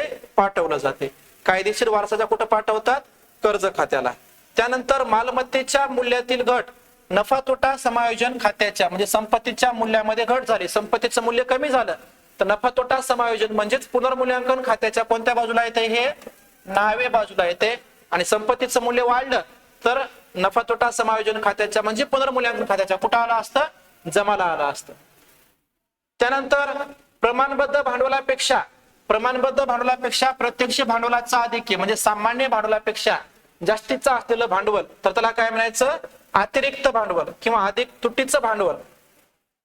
सॉरी, प्रमाणबद्ध भांडवलापेक्षा प्रत्यक्ष भांडवलाचे आधिक्य. जर प्रत्यक्ष भांडवल जास्त आहे प्रमाणबद्ध भांडवलापेक्षा, तर त्याला काय म्हणायचं? तुटीचे भांडवल म्हणायचं. प्रत्यक्ष भांडवलाचे आधिक्य म्हणजे कोणतं भांडवल? तुटीचं भांडवल होय. महत्वाचा प्रश्न आहे विद्यार्थी मित्रांनो, हा वाचून जाण्यासारखा आहे. त्यानंतर चालू वर्षात आगाऊ मिळालेली वर्गणी, चालू वर्षामध्ये आगाऊ मिळालेली वर्गणी ही काय असते? देयता असते, बरोबर आहे. चालू वर्षामध्ये आगाऊ मिळालेली वर्गणी काय असते? देयता. चालू वर्षामध्ये मिळालेली वर्गणी काय असते? संपत्ती असते. आगाऊ मिळाली म्हणले की देयता, चालू वर्षामध्ये प्राप्त झालेली म्हणले की संपत्ती, लक्षात ठेवा. जेव्हा भागीदारांमध्ये कोणत्याही भागीदारी करार नसतो तेव्हा नफ्याची विभागणी कशी करतात? समान करतात. कोणताही करार नसल, काही बी सांगाय नसल तर समान प्रमाणात नफा तोटा वाटून घेतला जातो. आता एक शब्द समूह किंवा संज्ञा द्यायची आहे. अशी मालमत्ता जिचं त्वरित रोख रकमेत रूपांतर होऊ शकतं, तरल मालमत्ता, लिक्विड ऍसेट, क्विक ऍसेट. महत्वाचा प्रश्न आहे. वसुली खात्याची नावे म्हणजेच रोखीकरण बरं का, वसुली खातं म्हणजेच रोखीकरण खात्याची नावे शिल्लक. नावे शिल्लक म्हणजे नावेबाबतची बेरीज जास्त असेल, जमाची बेरीज कमी असेल तर ते काय दर्शवते? रोखीकरणावरील तोटा.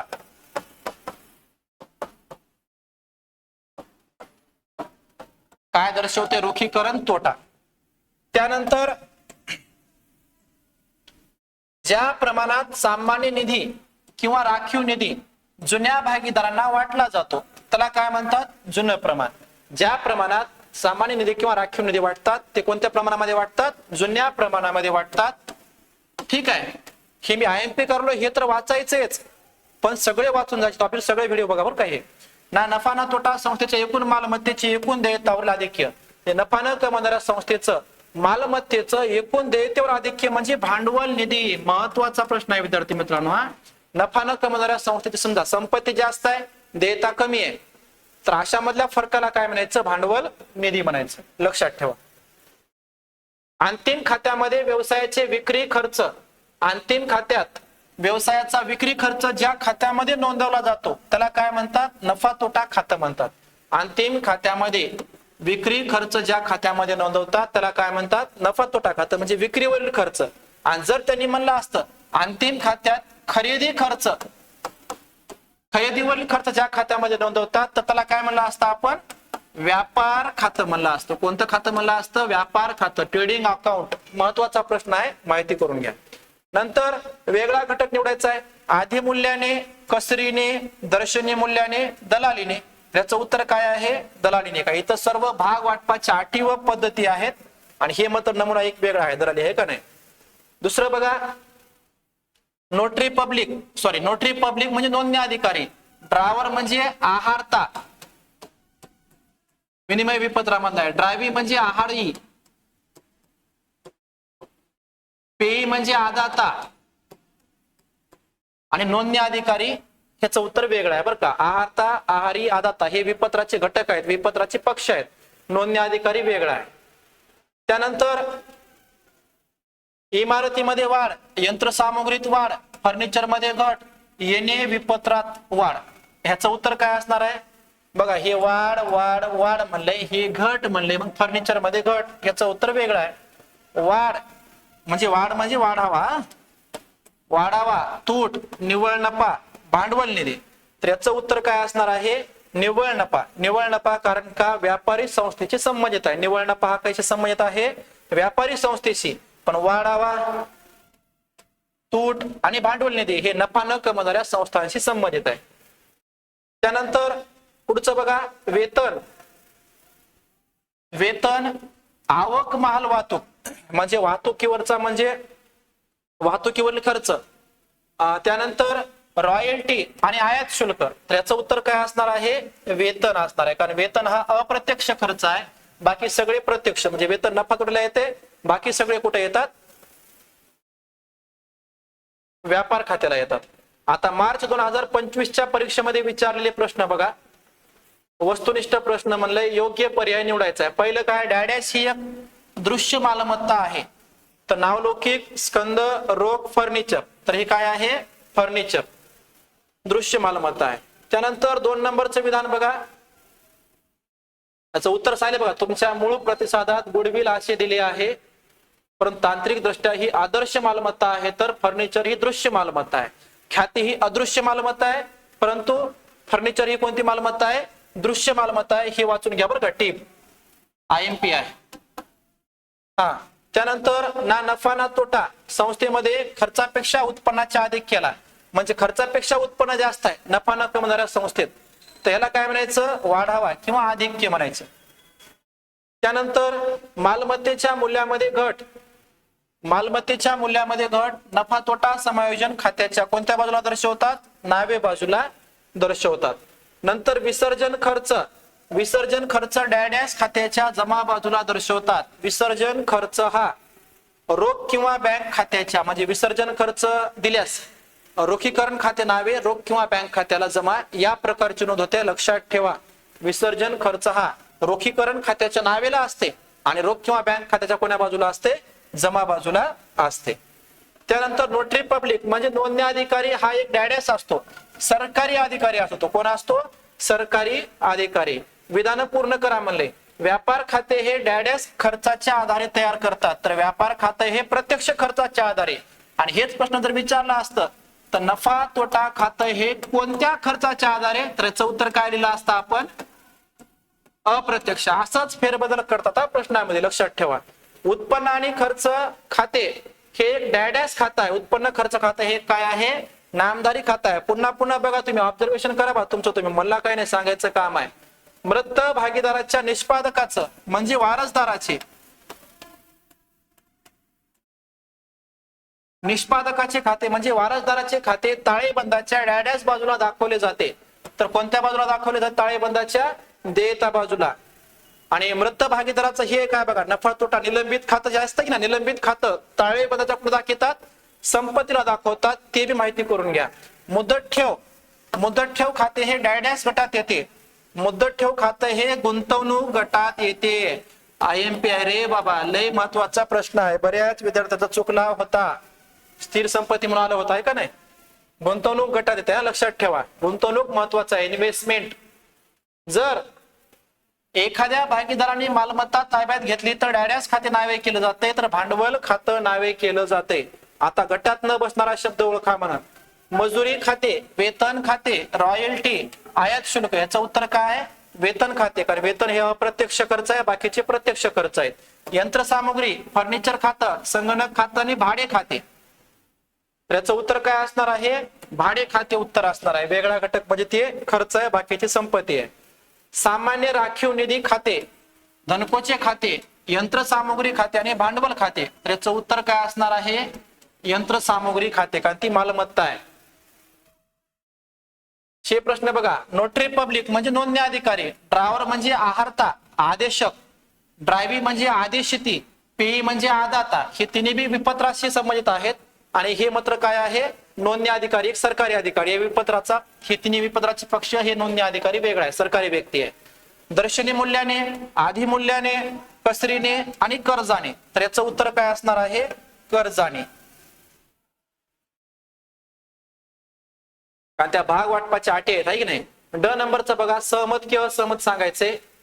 भागीदारी संस्था ही एक व्यापारी संस्था आहे, बरोबर आहे, सहमत आहे. ना नफा ना तोटा संस्थांचा उद्देश नफा कमवणे नसतो. बघा कसं पलटी मारले, नफा कमवणे नसतो म्हणलंय, तर या ठिकाणी काय आहे, सहमत आहे. इथं कदाचित काय म्हणू शकतात, नफा न कमवणाऱ्या संस्थांचा उद्देश नफा कमवणे असतो म्हणतात, तर मग काय म्हणायचं, सहमत नाही म्हणायचं. निवृत्त होणाऱ्या भागीदाराला बाहेर जाणारा भागीदार, निवृत्त होणाऱ्या भागीदाराला बाहेर जाणारा भागीदार असंही म्हणतात, तर हे विधान काय आहे, सहमत आहे. नवीन भागीदाराच्या प्रवेशाच्या वेळी लाभाचं प्रमाण काढलं जाते, चूक आहे. नवीन भागीदाराच्या प्रवेशाच्या वेळी त्यागाचं प्रमाण काढतात. कोणतं प्रमाण काढतात, त्यागाचं. कदाचित या ठिकाणी असा शब्द रिप्लेस करू शकतात, त्यागाचं प्रमाण माहिती असावं.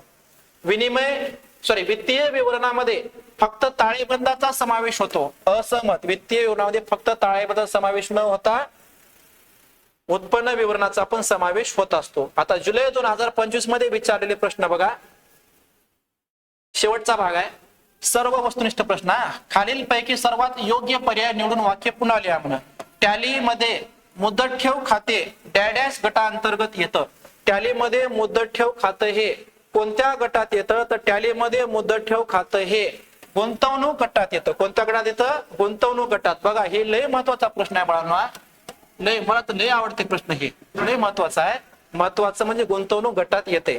त्यानंतर स्वीकारण्यापूर्वी विपत्राला डॅडॅस असे म्हणतात. स्वीकारण्यापूर्वी विपत्राला मसुदा म्हणतात. काय म्हणतात, मसुदा.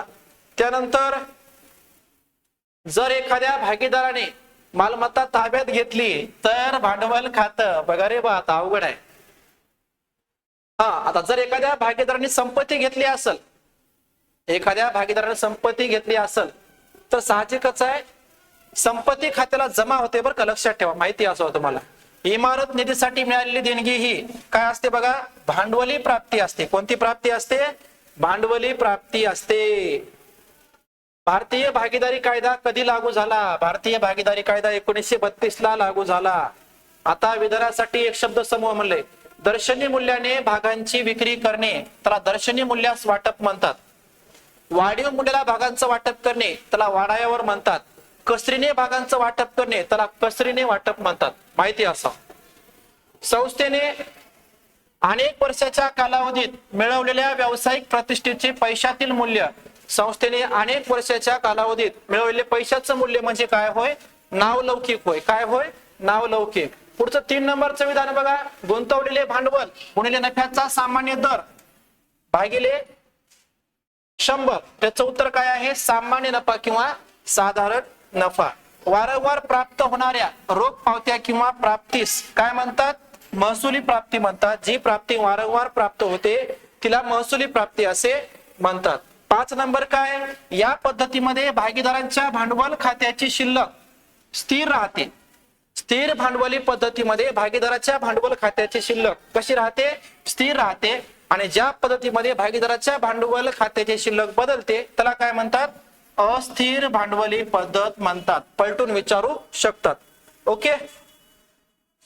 त्यानंतर क नंबरचा बघा, एका वाक्यात उत्तरे द्या.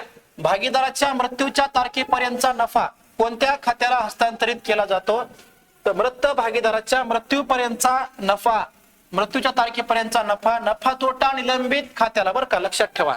कोणत्या खात्याला, नफा तोटा निलंबित खात्याला हस्तांतरित केला जातो. त्यानंतर विपत्राचे पैसे भरण्यासाठी किती दिवसांची सवलत दिली जाते, विपत्राचे पैसे भरण्याची सवलत म्हणजे अनुग्रह दिवस. अनुग्रह दिवस विपत्राचे पैसे भरण्यासाठी 3 दिवस अनुग्रह दिवस किंवा सवलत दिवस म्हणून काय केले जातात, दिले जातात. नादार भागीदाराची भांडवली तूट कोणी सोसावी, नादार भागीदार म्हणजे भागीदार दिवाळखोर झाला तर त्याची तूट कोण स्वीकारायची, सक्षम भागीदार, त्यालाच सधन भागीदार म्हणतात. सधन किंवा त्यालाच काय म्हणतात, सक्षम भागीदार असे म्हणतात. त्यानंतर पुढचं विधान बघा 4 नंबर. प्रवेश शुल्क म्हणजे काय? संस्थेचे सभासद होऊ इच्छिणाऱ्या व्यक्तींनी भरलेले शुल्क. म्हणजे नफा न कमवणाऱ्या संस्था सभासद व्हायचे तर त्यावर जे शुल्क भरावा लागतो त्याला काय म्हणतात? प्रवेश शुल्क असे म्हणतात. त्यानंतर बघा पूर्वदत्त किंवा आगाऊ प्राप्त उत्पन्न हे काय आहे? म्हणजे पूर्वप्राप्त किंवा आगाऊ प्राप्त उत्पन्न म्हणजे काय म्हणले तर जे उत्पन्न देय होण्यापूर्वीच मिळालेलं असते, प्राप्त झालेलं असते त्याला काय म्हणतात? पूर्व दत्त नाही बरं का, सॉरी या ठिकाणी पूर्व प्राप्त बरं का. पूर्व प्राप्त किंवा आगाऊ प्राप्त मिळालेलं उत्पन्न जे आहे, जे उत्पन्न देय होण्यापूर्वीच भागीदारी संस्थेला प्राप्त होते त्याला आगाऊ प्राप्त उत्पन्न किंवा पूर्व प्राप्त उत्पन्न असे म्हणतात. आणि शेवटचा प्रश्न आहे, तुम्ही सहमत आहात की नाही? तर विसर्जनाप्रसंगी रोख किंवा बँक खाता आपोआप बंद होतं. सहमत आहे. वित्तीय विवरणामध्ये फक्त ताळेबंदाचा समावेश असतो. असहमत. त्याच्यामध्ये उत्पन्न विवरण पण असते. भागीदाराच्या निवृत्तीच्या वेळी त्यागाचं प्रमाण काढतात. असहमत आहे का निवृत्तीच्या वेळी आणि मृत्यूच्या वेळी लाभाचं प्रमाण काढतात आणि प्रवेशाच्या वेळी कोणतं काढतात? त्यागाचं प्रमाण काढतात. त्यानंतर 4 नंबरचं बघा प्राप्ती आणि शोधन. या ठिकाणी भुगतान झाले बरं का. प्राप्ती आणि शोधन खाते हे वास्तविक खातं आहे. तर प्राप्ती आणि शोधन खाते हे वास्तविक खातं आहे, बरोबर आहे. उत्पन्न आणि खर्च खाते हे नामधारी खातं आहे. ओके. व्यापार व नफा तोटा खाते हे पण नामधारी खातं आहे, माहिती असं. चालू खातं नेहमी नावे शिल्लक दर्शवते. तर हे विधान काय आहे? असहमत.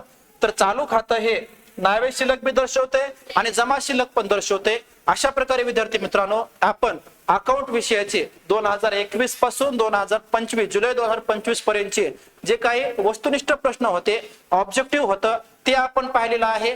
तुम्हाला जर समजा आणखी काही अडचण असली हे तर व्हिडिओ बघाच. याच्या व्यतिरिक्त पुस्तकामध्ये जे काही ऑब्जेक्टिव्ह आहेत बाकीचे ते थोडक्यामध्ये तुम्ही जर बघून म्हणजे गेलात परीक्षेला तुमचं ऑब्जेक्टिव्ह चुकणार नाही. आणि लागलीच आपलं अकाउंट विषयाचं लाईव्ह लेक्चर असेल त्यावर तुम्हाला म्हणजे काही अडचणी असतील तर तुम्ही कॉन्टॅक्ट नंबर दिलाय त्यावर विचारू शकता.